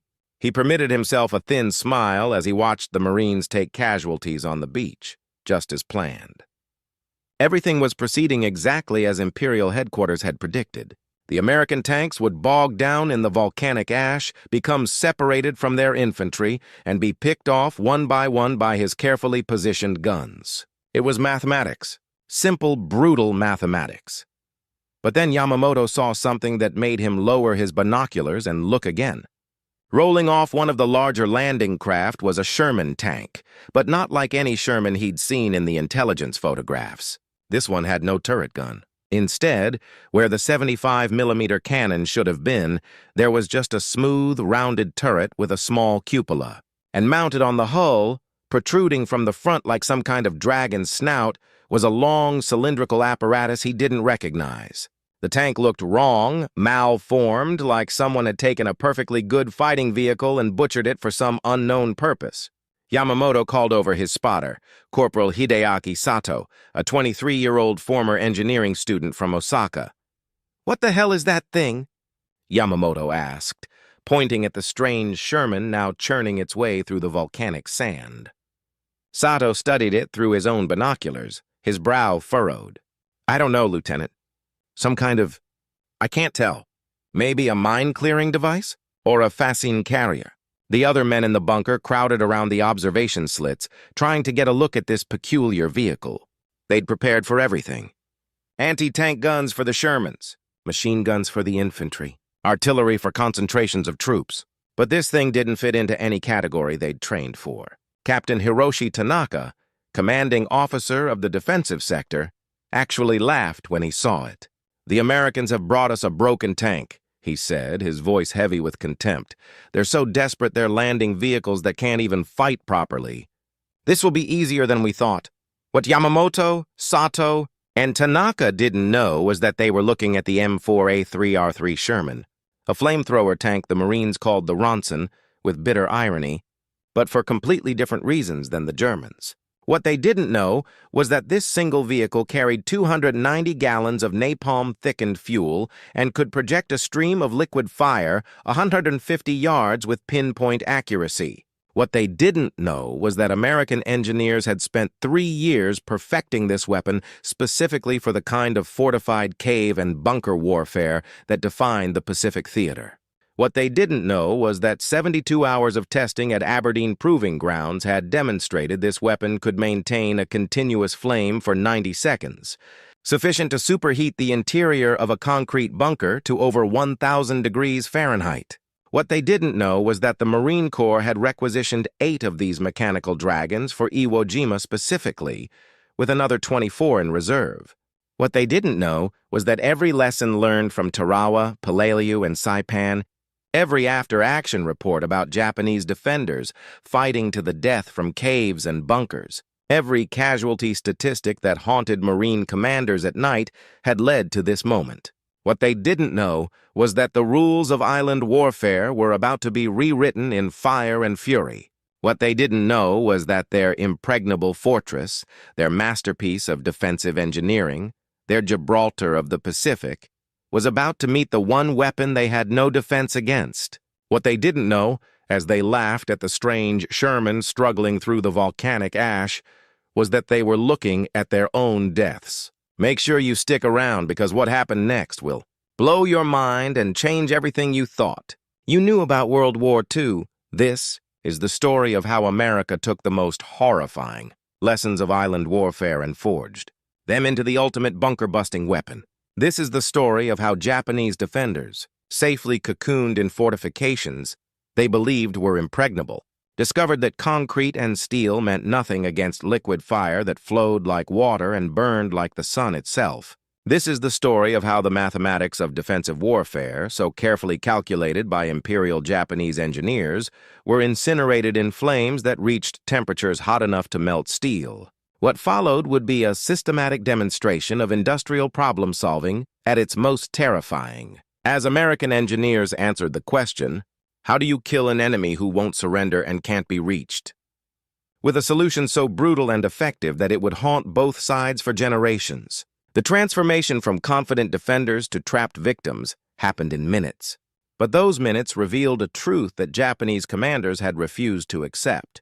America didn't just have more men and more tanks. America had the industrial capacity and creative engineering to identify a problem and build a specific solution, no matter how terrible that solution might be. The flamethrower tank wasn't just a weapon. It was a statement. It was a promise. It said, there is nowhere you can hide that we cannot reach.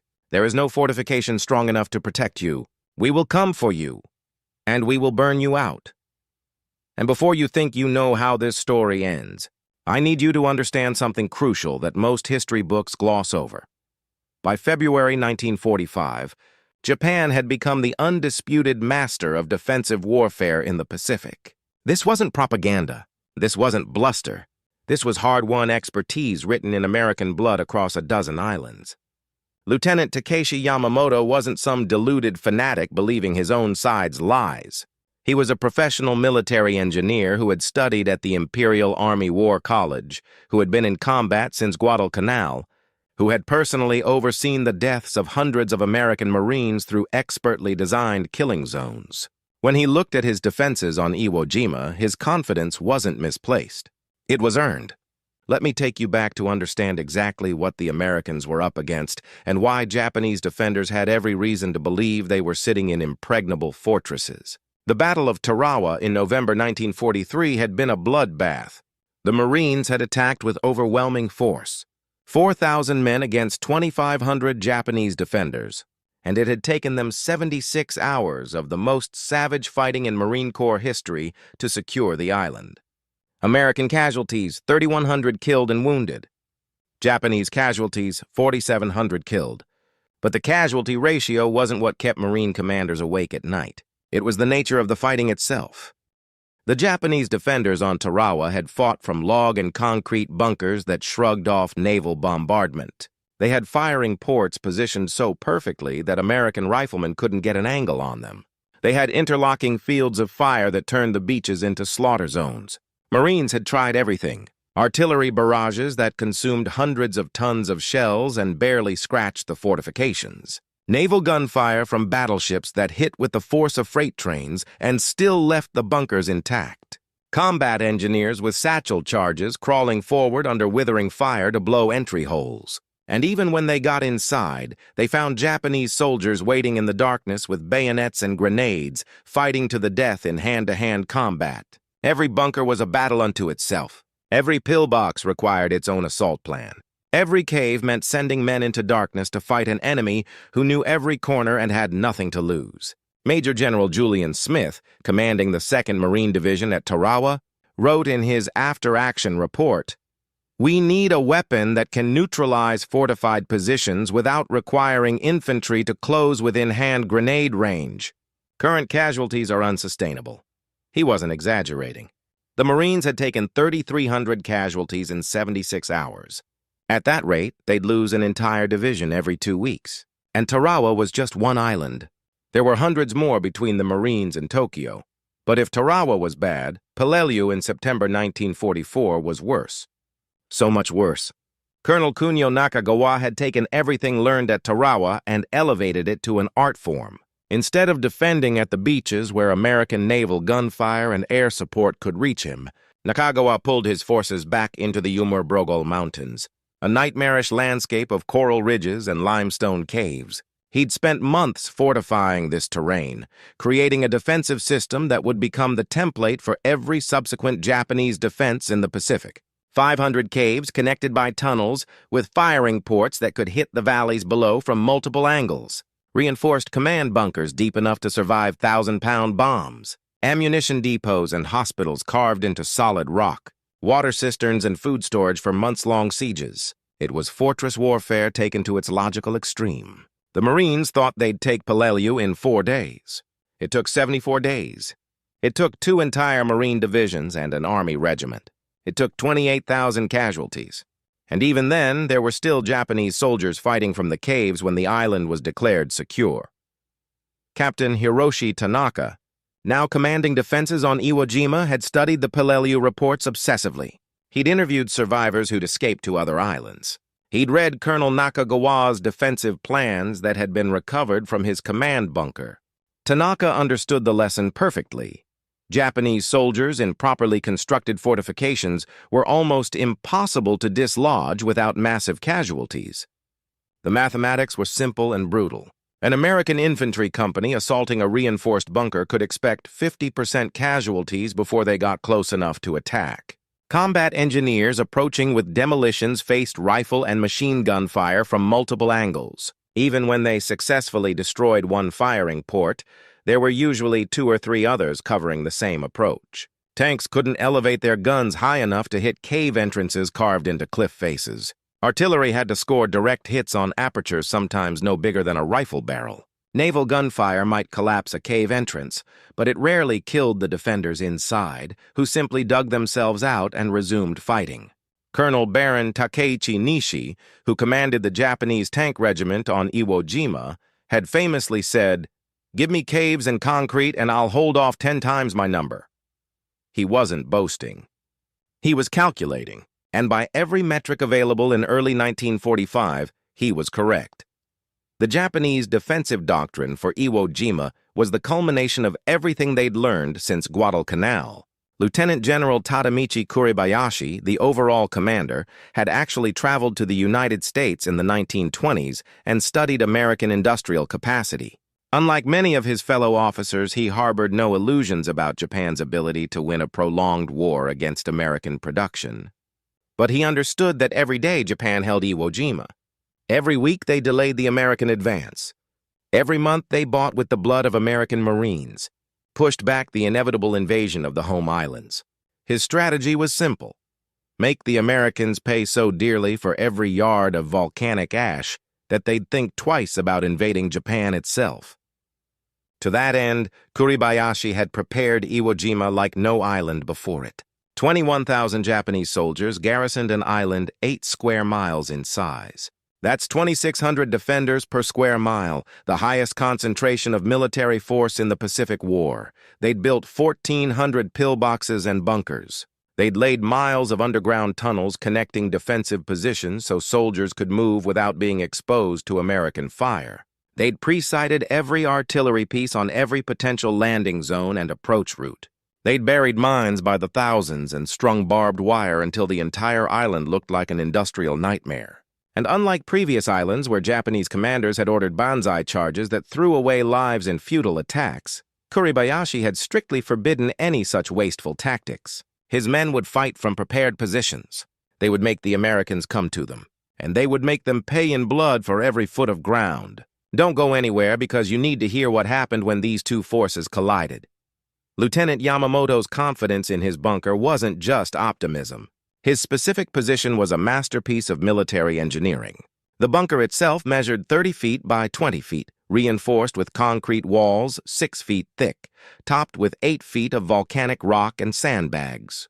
The steel-reinforced ceiling could withstand a direct hit from an 8-inch naval shell, tested personally by having a captured American artillery piece fire at it from close range. The entrance tunnel approached from the rear and zigzagged 3 times, making it impossible for anyone outside to shoot directly into the interior.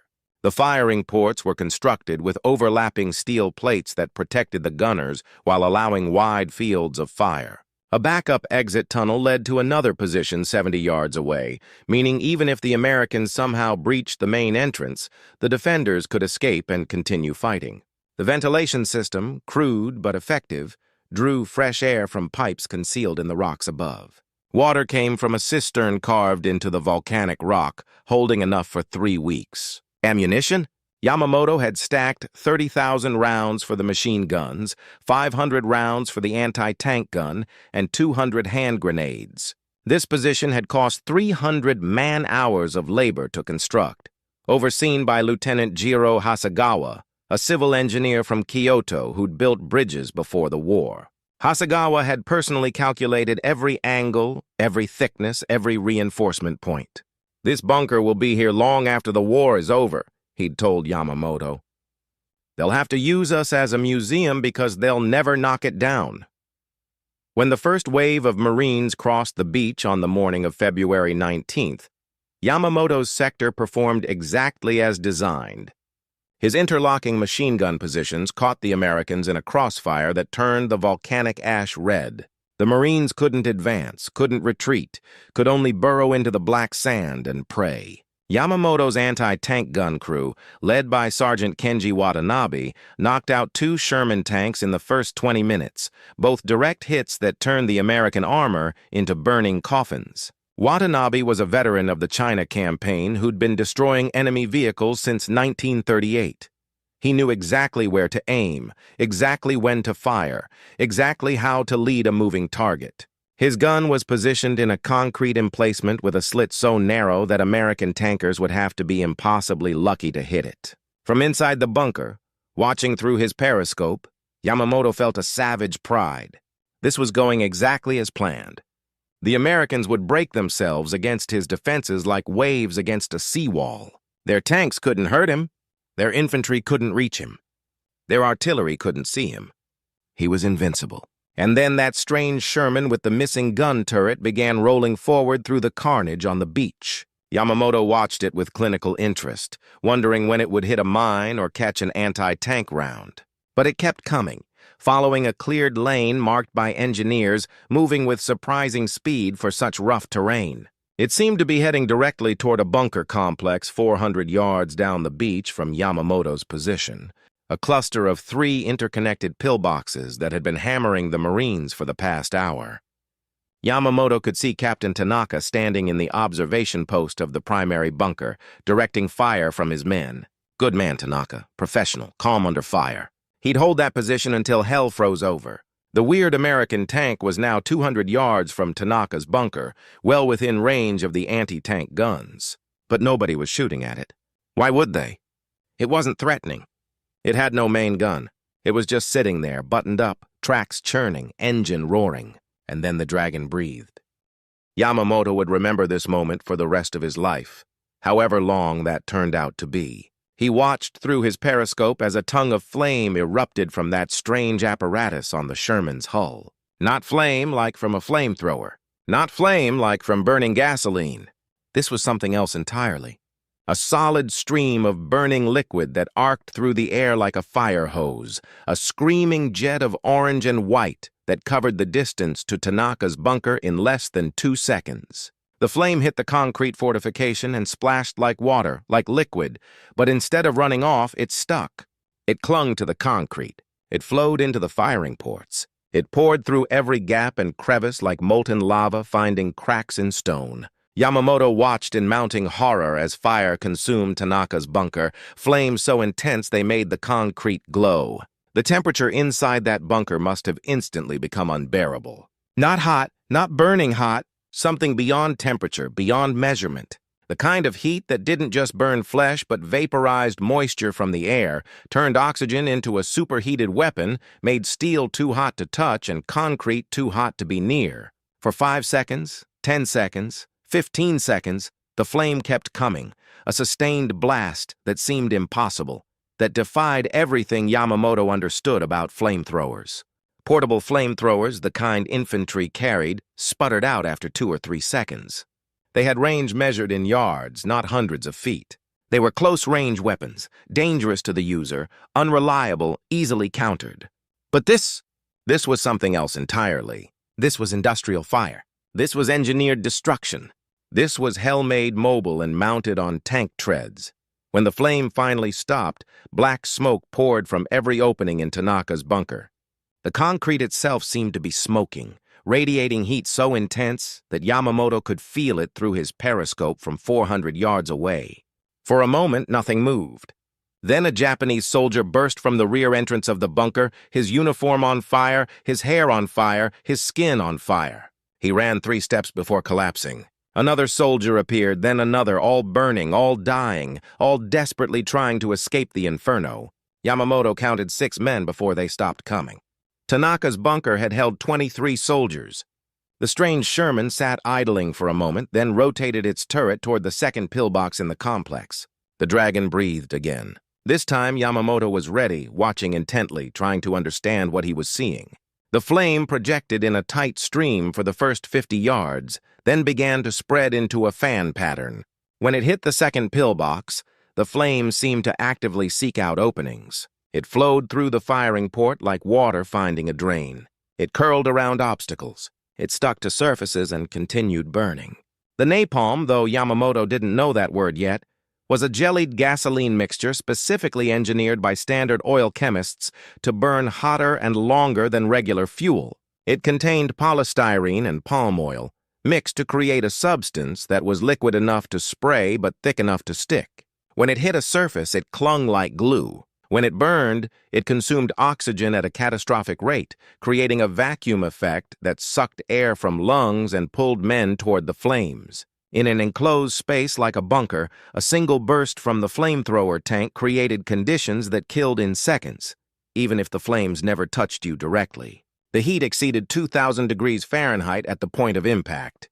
The oxygen depletion was total. Men suffocated, then burned, then the moisture in their bodies boiled away. It was death engineered to be as complete and unescapable as possible. The second pillbox died just like the first. The third never had a chance. The Sherman methodically worked its way down the bunker complex, and within 5 minutes, 23 men had died. 3 fortifications that had taken months to build had been neutralized, and an entire defensive sector had been silenced. The Marines who'd been pinned down on the beach immediately began advancing, using the still-smoking ruins as cover. Yamamoto gripped his periscope so hard his knuckles went white. Corporal Sato stood beside him, breathing heavily through his mouth. "What was that?" Sato whispered. "What the hell was that?" Yamamoto didn't answer because he had no answer. In his years of military service, in all his training, in all the intelligence briefings and technical manuals and captured documents, he'd never seen anything like this. The Americans had portable flamethrowers, yes. He'd read reports about them. Short-ranged, vulnerable, nothing to truly fear if you were in a proper fortification. But this was something new. This was a weapon designed specifically to kill men in bunkers. And if they had one of these mechanical dragons, how many more did they have? Yamamoto looked back toward the beach and counted. 2 more of the strange Shermans had landed. No, 3. No, 4. Jesus Christ, 4 of them.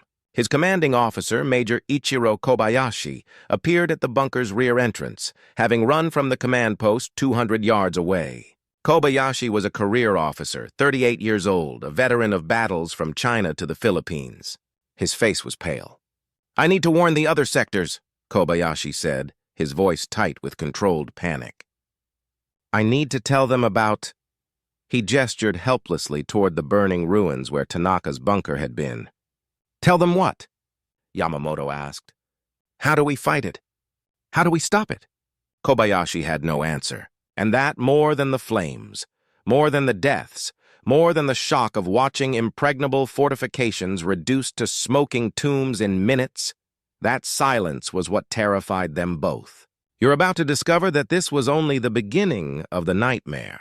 But nothing prepared the Japanese defenders for what came next.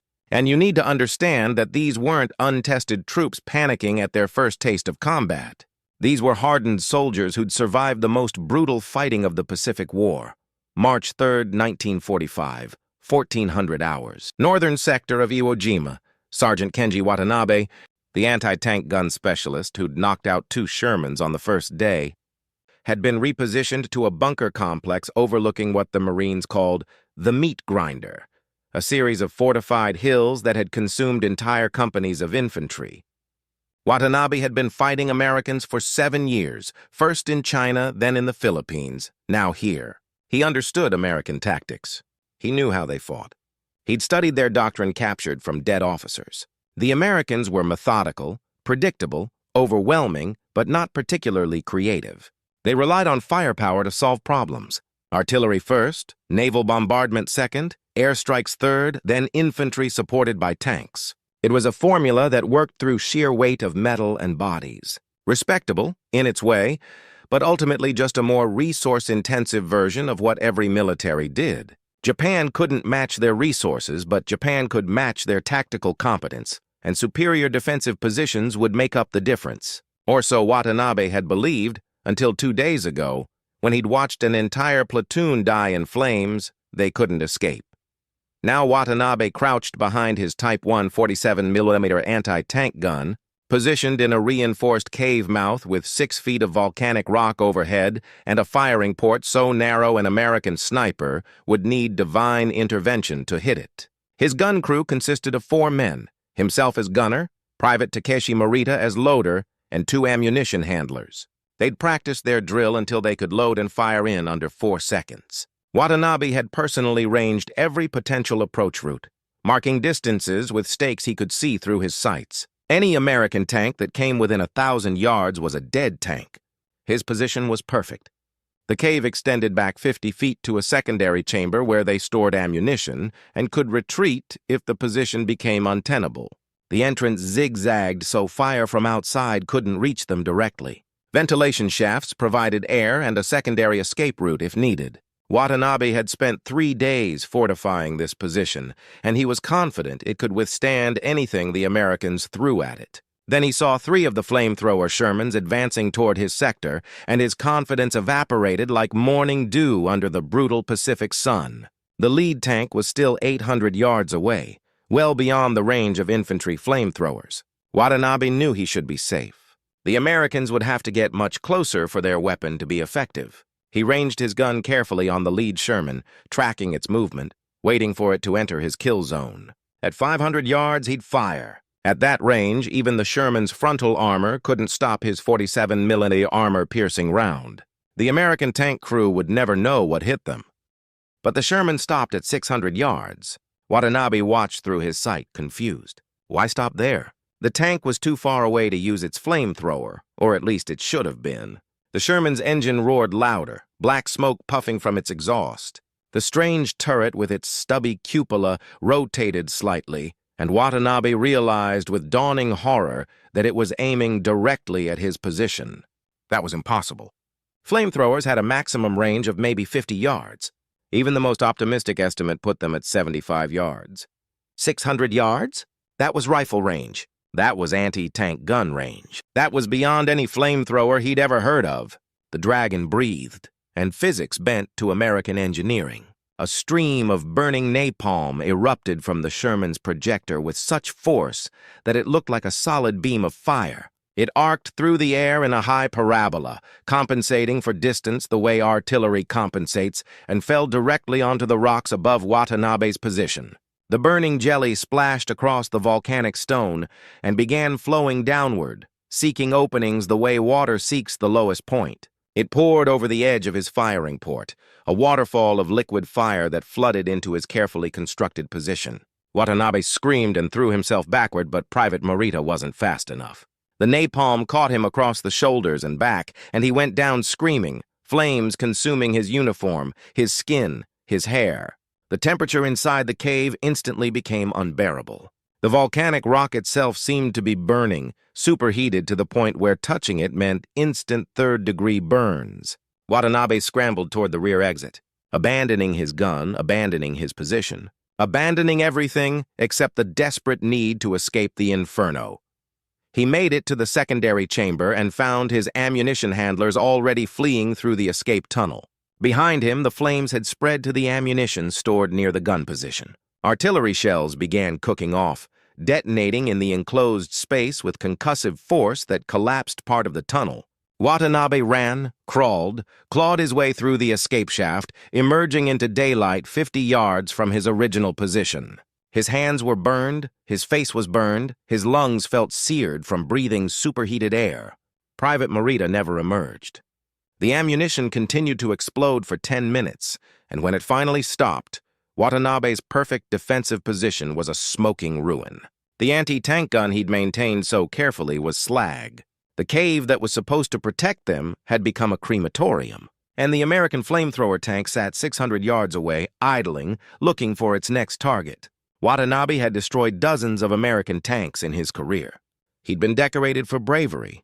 He'd trained men, written tactical manuals, been promoted for his expertise. And in 5 seconds, an American weapon he'd never imagined had rendered all his skill and experience and training meaningless. He sat in the volcanic ash, hands shaking, watching the Sherman rotate toward another position, and understood with crushing certainty that every defensive position on this island was now a death trap. The mathematics had changed. The equations of defensive warfare that had favored Japan since Tarawa had been rewritten, and the new formula was simple. Fire beats everything. The true shock came when the Japanese High Command finally got accurate information about what they were facing. And you need to understand this wasn't just tactical surprise. This was strategic horror. March 8, 1945. 0300 hours. Deep Command Bunker. Central Iwo Jima.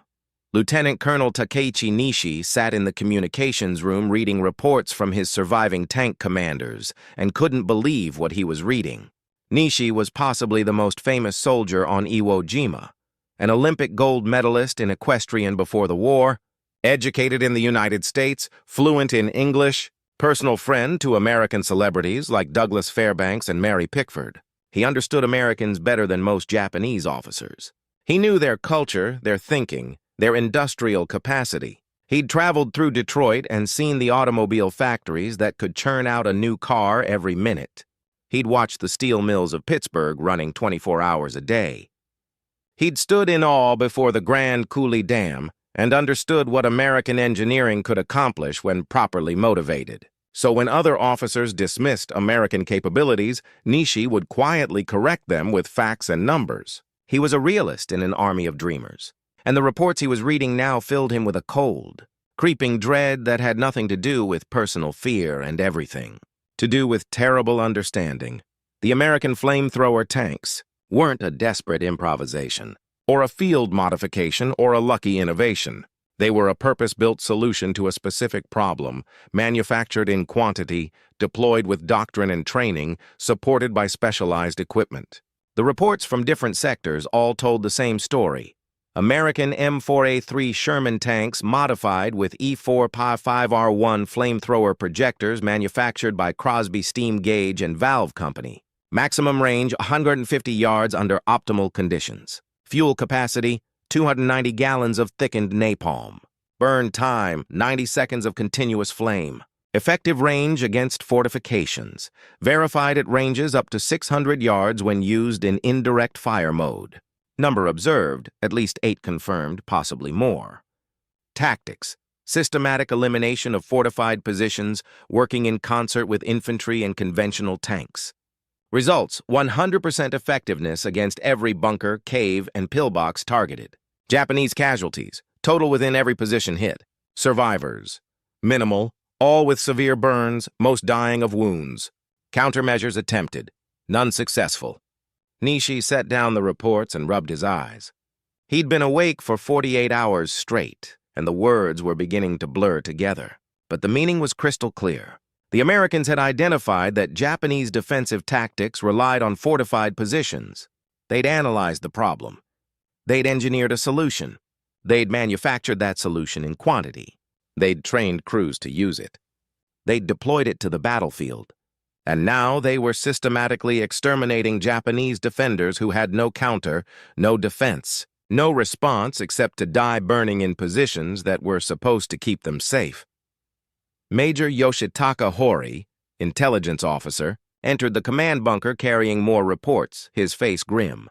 Hori was a graduate of the Imperial Army War College, a career staff officer who specialized in analyzing enemy capabilities. He'd correctly predicted the American invasion route, the timing, even the number of divisions. But he'd missed this completely. "Colonel," Horry said, "I've been reviewing our intelligence files on American flamethrower development. We had reports. We had photographs. We had technical specifications. It was all there, and I missed it." Nishi looked up. "What do you mean?" Horry spread papers across the map table.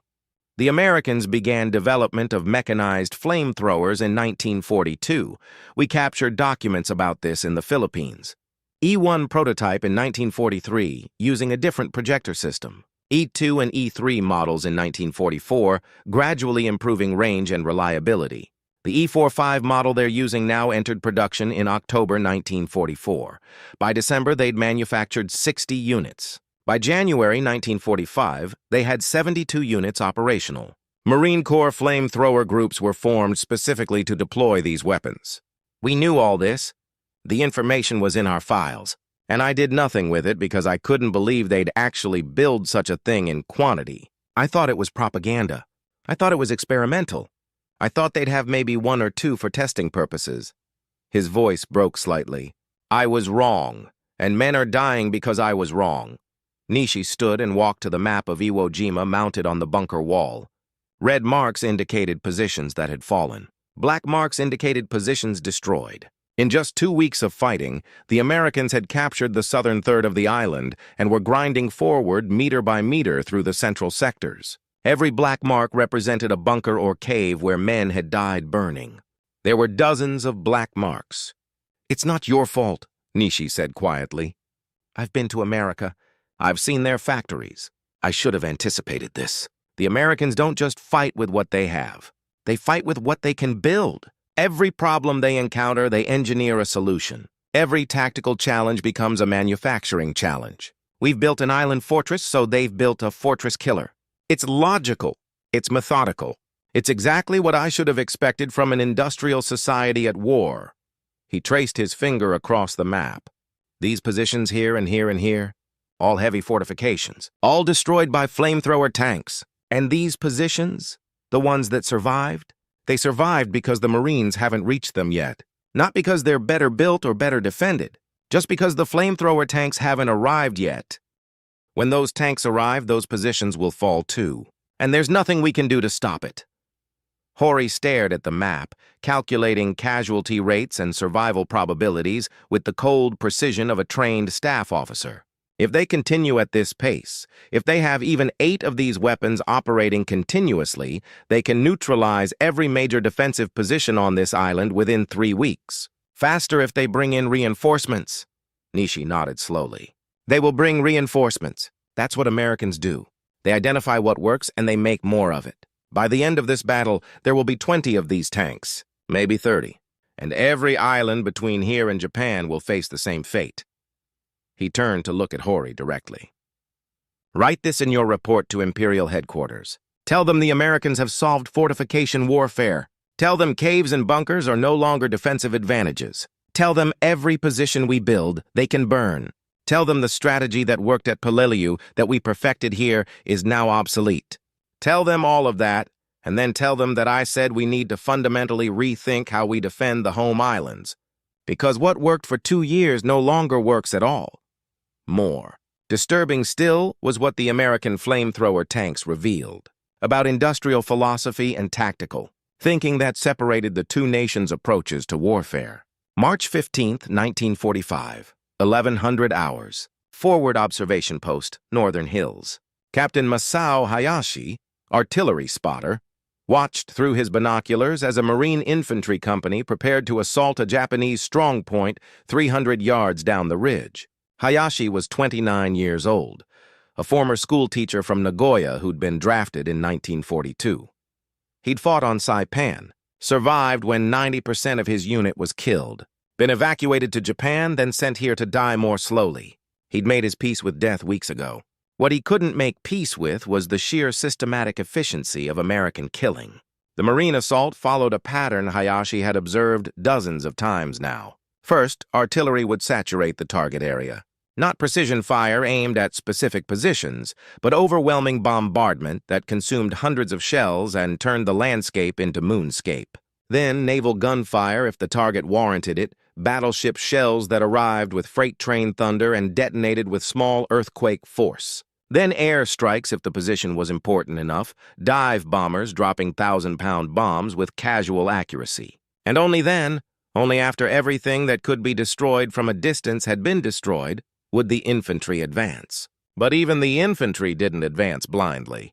They came with Sherman tanks, with bulldozers, with combat engineers, with specialized equipment for every conceivable obstacle. And if they encountered a bunker or cave that survived the preliminary bombardment, they didn't waste lives trying to storm it. They called up the flamethrower tank. Hayashi watched the familiar ritual unfold. The Marines had reached a Japanese pillbox that was hammering them with machine gun fire from a position carved into the ridgeline. The pillbox was well constructed, with interlocking fields of fire and a reverse slope position that made it almost impossible to hit with artillery. A month ago, taking this position would have required multiple infantry assaults, probably with 50% casualties, definitely with hours of fighting. Today, the Marines simply radioed for support, pulled back 200 yards, and waited. 5 minutes later, one of the flamethrower Shermans churned up the slope, positioned itself with clear line of sight to the pillbox entrance, and burned it out in 30 seconds. The Japanese soldiers inside died screaming. The Marines waited another 5 minutes for the flames to subside, moved forward, confirmed the position was neutralized, and continued advancing. Total time elapsed, 15 minutes. Total American casualties, 0. Total Japanese casualties, 7 men. Hayashi lowered his binoculars and looked at his assistant, Private Hideo Yamada, a boy of 19 who'd been in uniform for 6 months. "Did you see that?" Hayashi asked. "Did you see how they didn't even try to assault it? They just waited for the machine to arrive." Yamada nodded slowly. "They don't fight like we fight. They don't think victory requires sacrifice. They think victory requires the right tool for the job." "Exactly," Hayashi said. "They've industrialized warfare. They've turned battle into a production problem. Identify obstacle, apply appropriate solution, move to next obstacle. No waste, no heroics, no unnecessary casualties. Just systematic elimination of threats using the most efficient method available." He paused, watching the Marines consolidate around the destroyed pillbox, already preparing to advance toward the next defensive line. "We've been trained our entire lives that fighting spirit and willingness to die matters more than equipment. That Bushido and courage can overcome material disadvantage. That one Japanese soldier with fighting spirit equals 10 enemies with machines. We've believed this because our officers told us it was true, because our culture valued spirit over matter, because accepting otherwise meant accepting that we were going to lose." Hayashi's voice dropped to almost a whisper. "But it's a lie. It was always a lie. Spirit doesn't stop bullets. Courage doesn't defeat tanks. Willingness to die doesn't matter when the enemy can kill you from 600 yards away with a weapon you can't fight back against. The Americans don't care about fighting spirit. They care about engineering and manufacturing and logistics. They've built a war machine that reduces combat to industrial process. And we have no answer for it, because we've spent decades telling ourselves that spirit and steel were equivalent." He looked at Yamada, this boy who would probably be dead within a week. "The Americans didn't invent a better soldier. They invented a better system for killing soldiers. And that's worse, because we can't beat a system. We can only die inside it. You need to hear what the Japanese discovered when they tried to fight back. By March 20th, 1945, the reality was undeniable, and the psychological impact began to manifest in ways that terrified Japanese commanders even more than the tactical defeats. Corporal Hideaki Sato, who'd survived the initial flamethrower attack on February 19th, had been reassigned to a cave complex in the northern sector after his original bunker was destroyed. He'd watched Lieutenant Yamamoto die 3 days earlier when their position was overrun. He'd seen Sergeant Watanabe evacuated with burns covering 40% of his body, unconscious and probably dying. He'd been in continuous combat for 31 days, living underground, drinking rainwater collected in shell craters, eating rice that had turned moldy in the volcanic humidity. But physical hardship wasn't what was breaking Sato. What was breaking him was the knowledge that every defensive position on this island was a tomb waiting to be sealed. Sato had been writing in his diary every night when he had a candle stub to write by. The entries from February were confident, professional, focused on tactical observations. The entries from March told a different story. March 20th. Today we moved to a new position deeper in the caves. The Americans are 200 meters away. We can hear their tanks at night. Some of the men have started saying they can hear the flamethrower tanks specifically, that they have a different engine sound. I don't know if that's true or if we're just imagining threats everywhere now. Lieutenant Hasegawa says this cave is safer than the bunkers because it's deeper, more twists and turns, harder for the flame to reach. I want to believe him.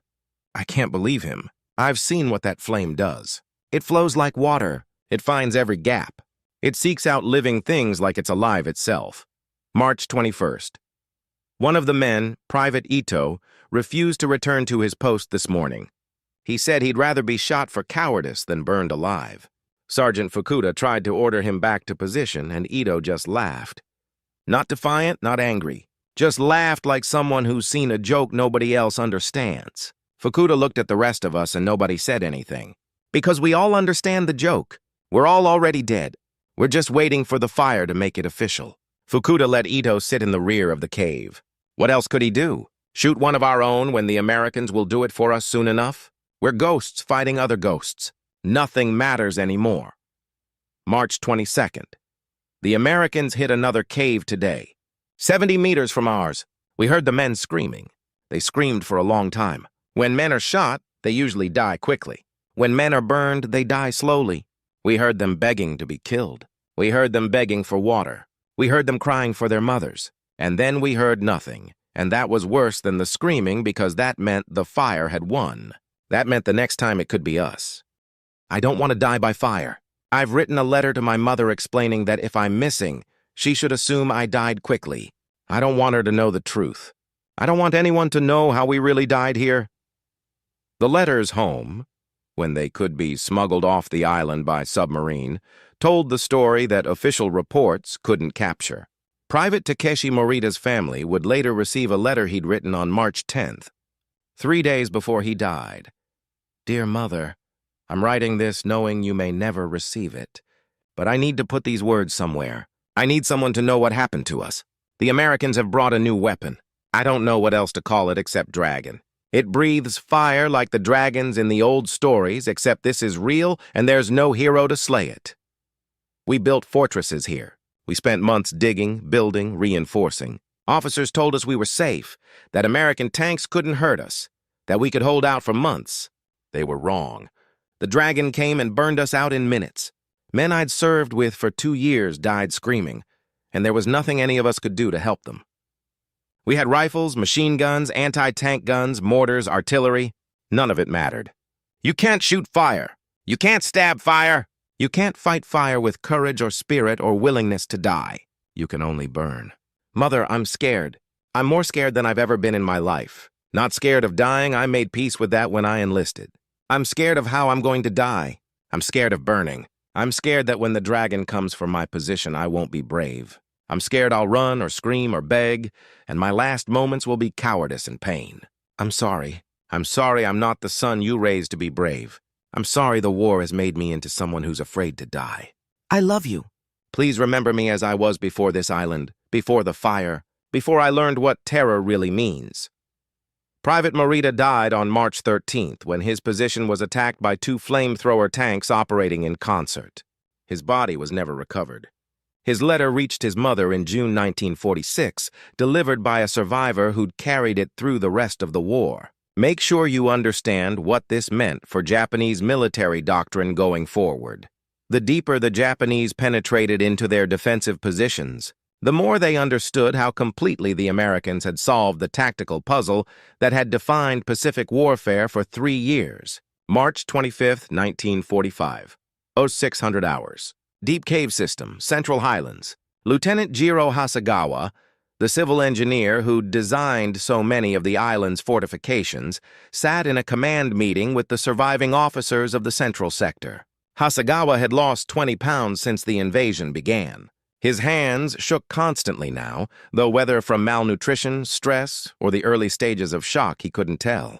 Colonel Nishi had called the meeting to discuss defensive tactics, but everyone in the room knew it was really about managing the psychological collapse that was spreading through the garrison like plague. "Gentlemen," Nishi began, his voice hoarse from breathing volcanic dust for weeks, "I need honest assessments. Not propaganda. Not fighting spirit. Facts. How many of our prepared positions remain operational?" Major Hori consulted his notes, though everyone knew he didn't need to. He'd been tracking losses obsessively. Of the 1,400 fortified positions we constructed before the invasion, approximately 1,000 have been destroyed or abandoned. Of those destroyed, 72% were neutralized by flamethrower attacks. The rest fell to conventional assault after flamethrower tanks cleared supporting positions. Our current defensive line holds approximately 400 positions, still capable of resistance. Estimated time until those positions come under direct assault, 4 to 6 days. Estimated survival rate once attacked, less than 5%. The silence in the cave was absolute.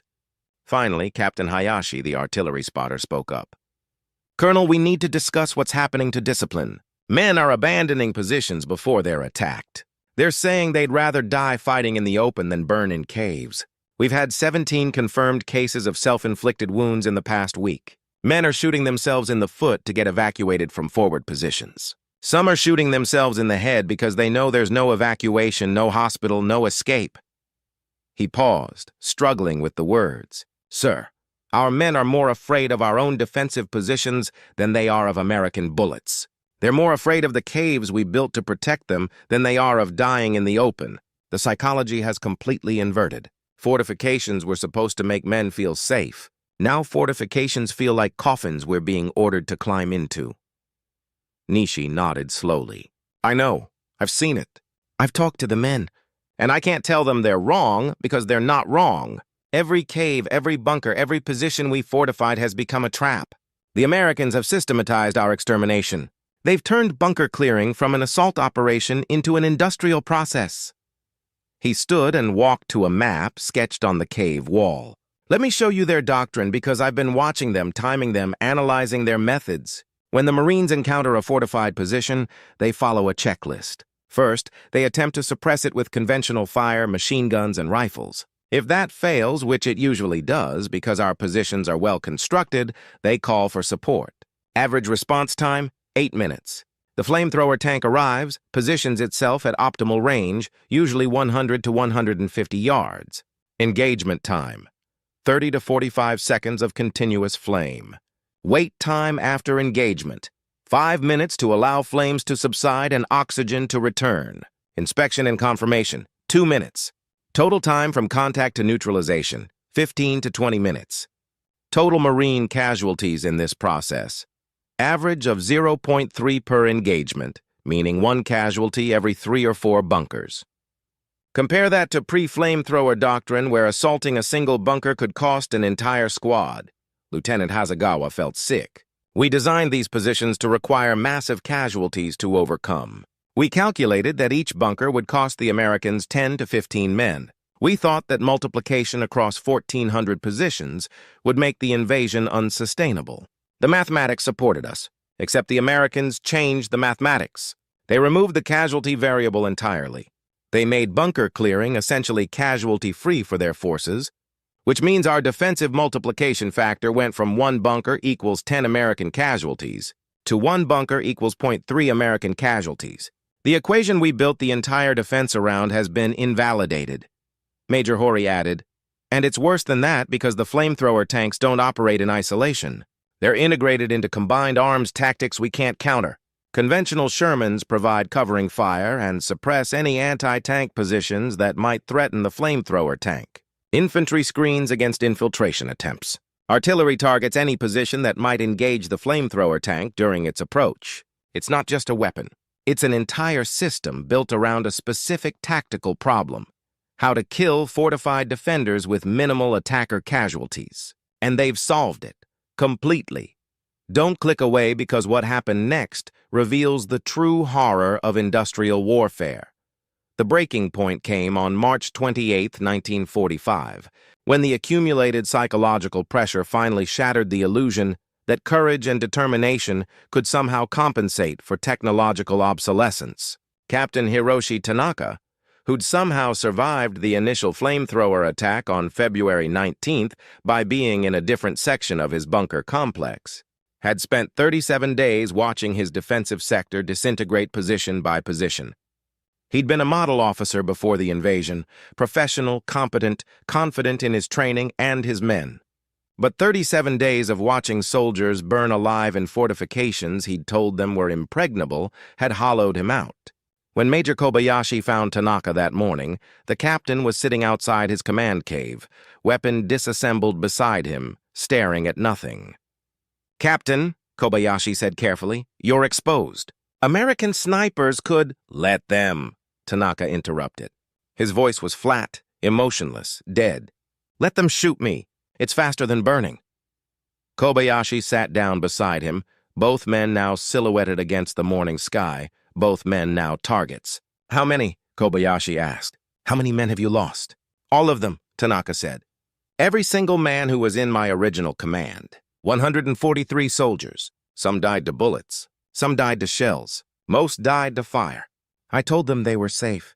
I told them the fortifications would protect them. I believed it when I said it. I was wrong, and they're all dead, and I'm still here because I keep being somewhere else when the dragons come." He finally turned to look at Kobayashi, and the major saw tears cutting tracks through the volcanic dust on Tanaka's face. "I can't order men into those caves anymore. I can't tell them to take position in bunkers knowing what's going to happen.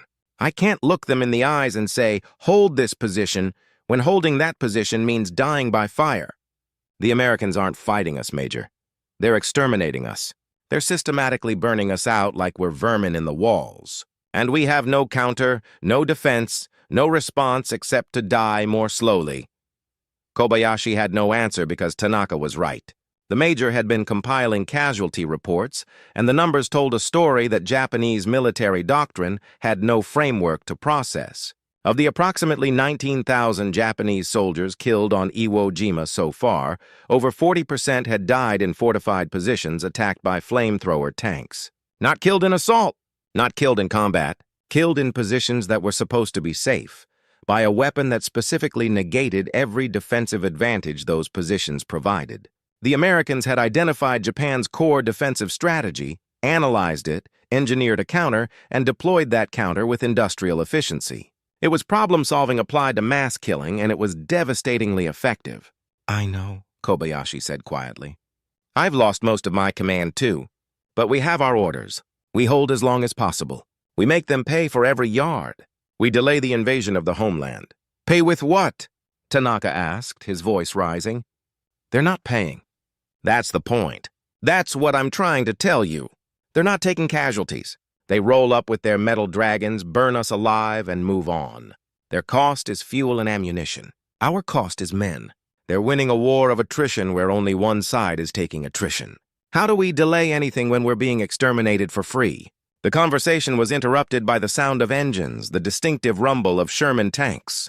Both officers turned to look down the slope and saw 3 tanks approaching, 2 conventional M4A3s and 1 flamethrower variant.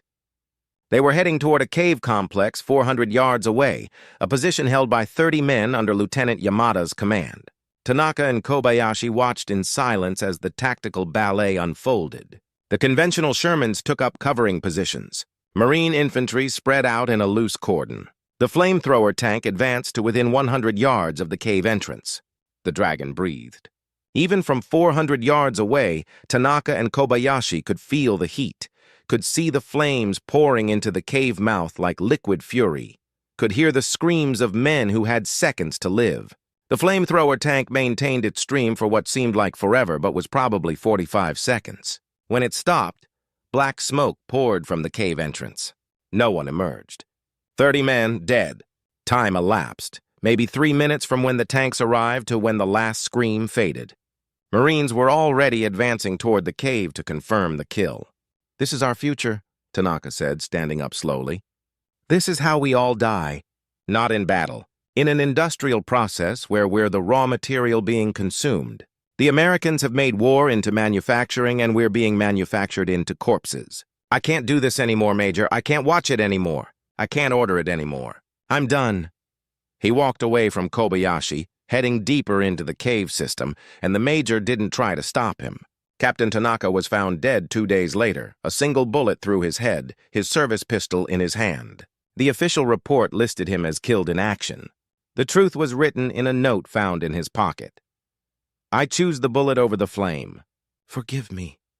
The new reality spread through the Japanese garrison like contagion, but it wasn't defeatism or cowardice. It was something more terrible, acceptance of mathematical inevitability. April 3rd, 1945, 2200 hours. Final defensive line, Northern Caves. Corporal Sato sat with the remaining men of his platoon, 11 soldiers out of an original 43.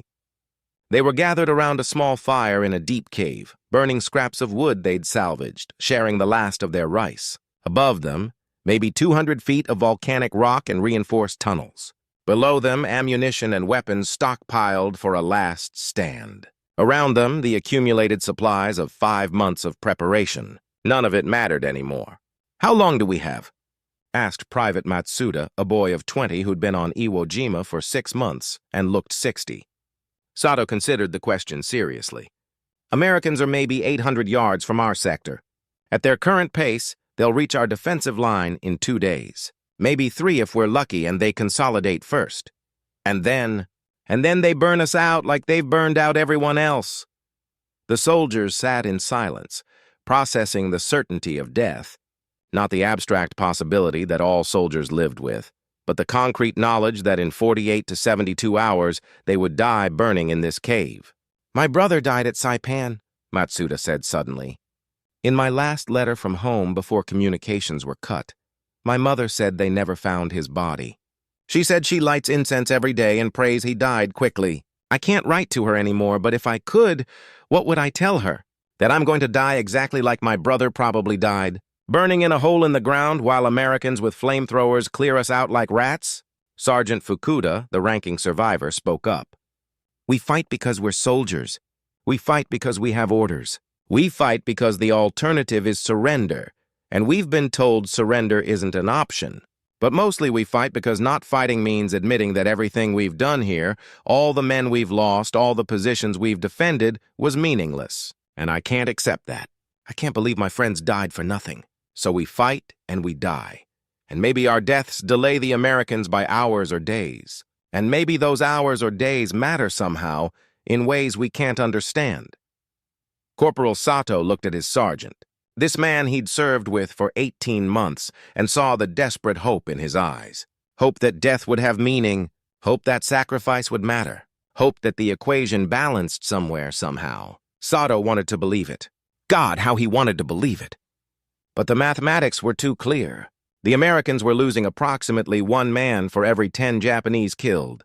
They were advancing at a cost of roughly 50 to 75 casualties per day of fighting. At that rate, they could sustain operations indefinitely while the Japanese garrison counted down to 0.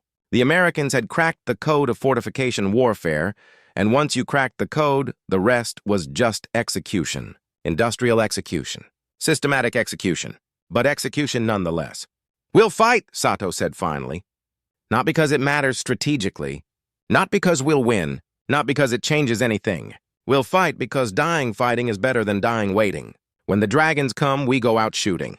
Maybe we get lucky and take some of them with us. Probably not, but maybe. And if we're going to burn anyway, at least let's make them work for it." The men nodded. This grim pact made in a volcanic cave 8,000 miles from home. This agreement to die because the alternative was dying more slowly.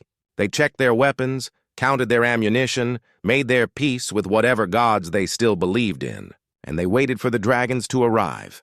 Stay with me, because you need to understand how this strategy transformed the entire final year of the Pacific War.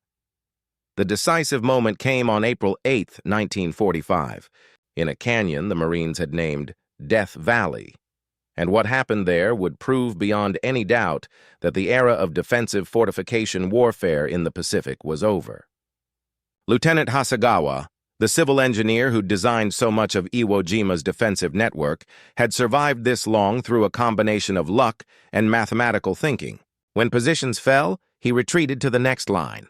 When caves were attacked, he was in a different section. When flamethrower tanks arrived, he was somewhere else. He'd been cataloging the destruction, documenting the systematic dismantling of every defensive principle he'd ever believed in.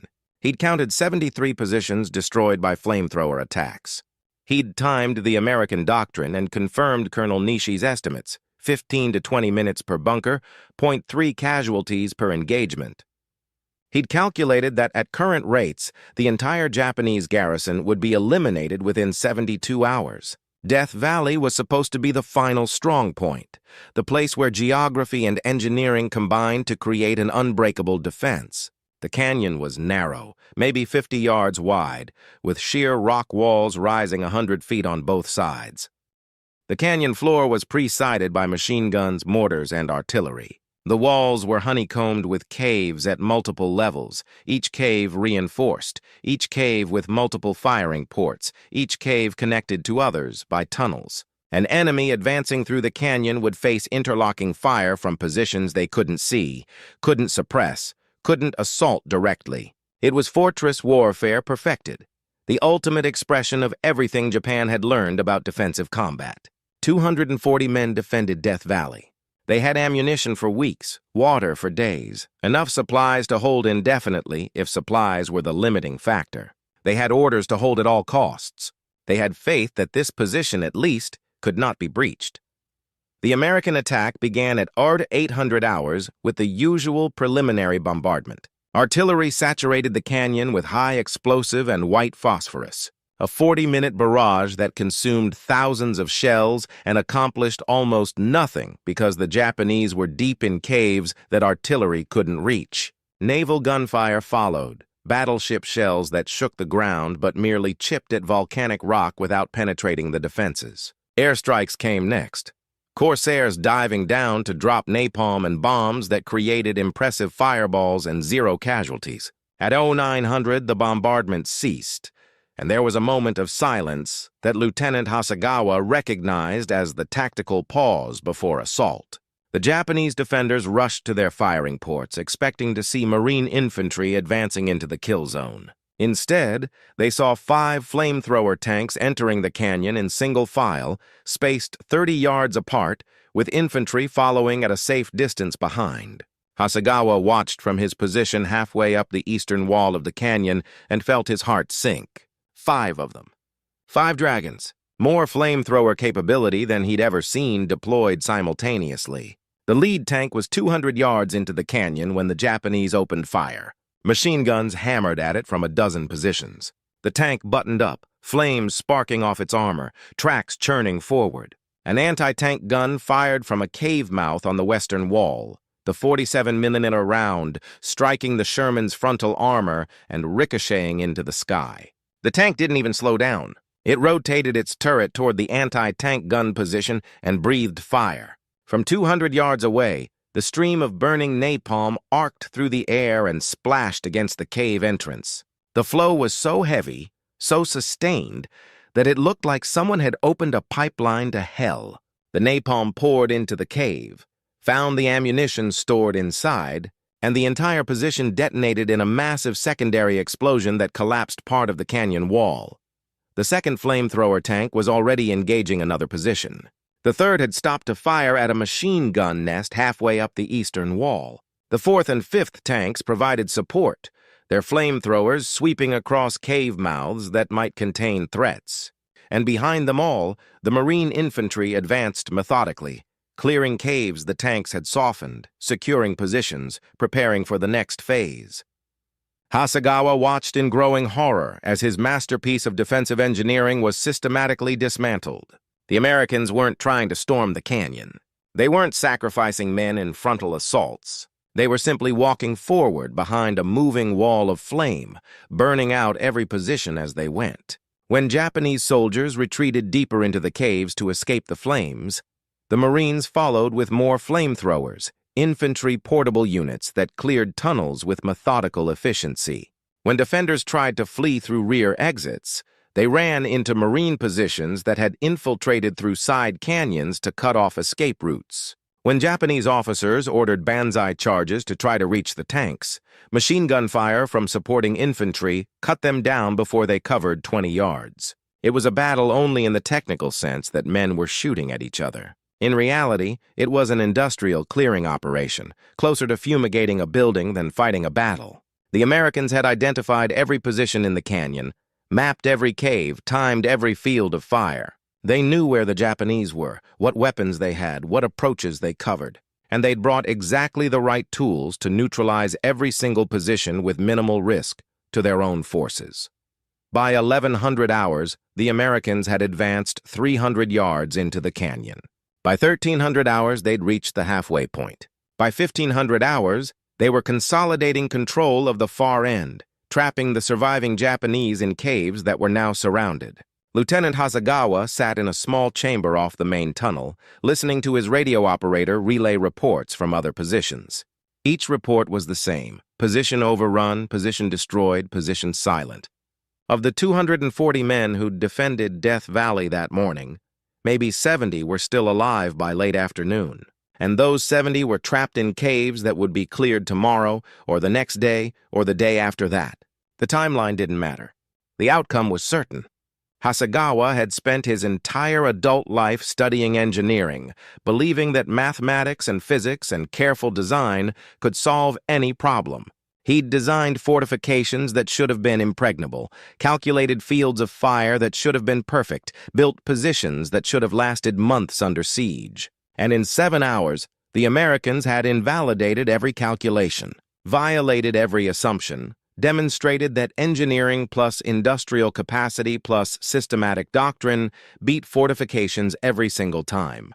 He pulled out his diary and wrote what would be his final entry. Death Valley fell today. Not because we fought poorly, not because we weren't brave, not because we lacked supplies or weapons or will. It fell because the Americans brought 5 dragons and burned us out systematically, position by position, cave by cave, man by man. We killed maybe 3 of them. Maybe. They killed 200 of us. The mathematics are clear. The war is over. We just haven't stopped dying yet. Lieutenant Hasegawa died on April 10th when Marines cleared his cave with infantry flamethrowers. His diary was recovered and sent to American intelligence. It's now in the National Archives, a testament written by a man who understood exactly how and why he'd lost. You need to see what this meant for the rest of the war. The immediate aftermath of the Iwo Jima campaign provided hard, statistical proof that the flamethrower tank had fundamentally changed the mathematics of Pacific warfare, and the numbers were devastating for anyone who understood their implications. The Battle of Iwo Jima officially ended on March 26, 1945, though fighting continued in isolated pockets for weeks afterward. Final casualty figures told a story that would influence American planning for the rest of the war. Japanese casualties, approximately 21,000 killed, 1,083 captured. American casualties, 6,821 killed, 19,217 wounded. Total American casualties, 26,038. These were horrific numbers by any standard. The Marines had taken more casualties on Iwo Jima than in any other Pacific battle. 7 Medals of Honor were awarded, more than any other single action in the war. The fighting had been savage, brutal, intimate, and traumatic for everyone involved. But here's the critical detail that Japanese intelligence analysts would recognize when they studied American after-action reports. The casualty ratios in sectors where flamethrower tanks operated extensively were dramatically different from sectors where they didn't. In sectors without significant flamethrower tank employment, the casualty ratio was approximately 1.5 to 1 Japanese to American, meaning for every 3 Japanese killed, 2 Americans were killed or wounded. In sectors where flamethrower tanks systematically cleared fortifications, the ratio was approximately 8 to 1 Japanese to American, meaning for every 8 Japanese killed, 1 American became a casualty. The difference wasn't tactics. It wasn't terrain. It wasn't fighting spirit or training or determination. The difference was the flamethrower tank.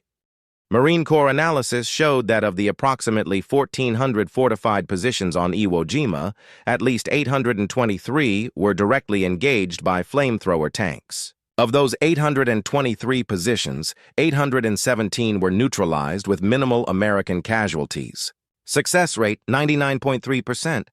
Average time to neutralize, 17 minutes. Average American casualties per position, 0.4 killed or wounded. The remaining positions, attacked with conventional tactics, showed dramatically different statistics. Success rate, 87%, with some positions requiring multiple assaults. Average time to neutralize, 3.2 hours. Average American casualties per position, 4.6 killed or wounded. The mathematics were inescapable. Flamethrower tanks neutralized fortified positions 11 times faster and with 92% fewer casualties than conventional assault tactics. They turned bunker clearing from one of the most dangerous operations in infantry combat into one of the safest. They transformed the tactical problem that had defined Pacific warfare since Tarawa into a solved equation. American industrial capacity had been unleashed on a specific military problem, and American industrial capacity had won.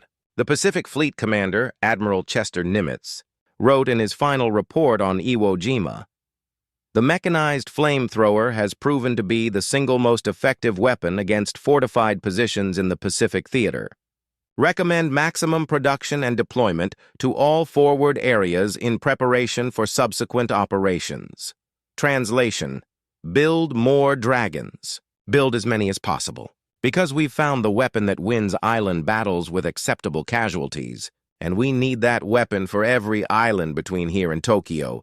If this story of engineering, devastation, and the transformation of warfare blew your mind, make sure you hit that like button, subscribe to the channel, and drop a comment telling me what other untold stories from World War II you want to hear next. The algorithm is watching, and your engagement tells me what content to create. Share this video with anyone who thinks they know everything about World War II, because I guarantee they haven't heard this perspective.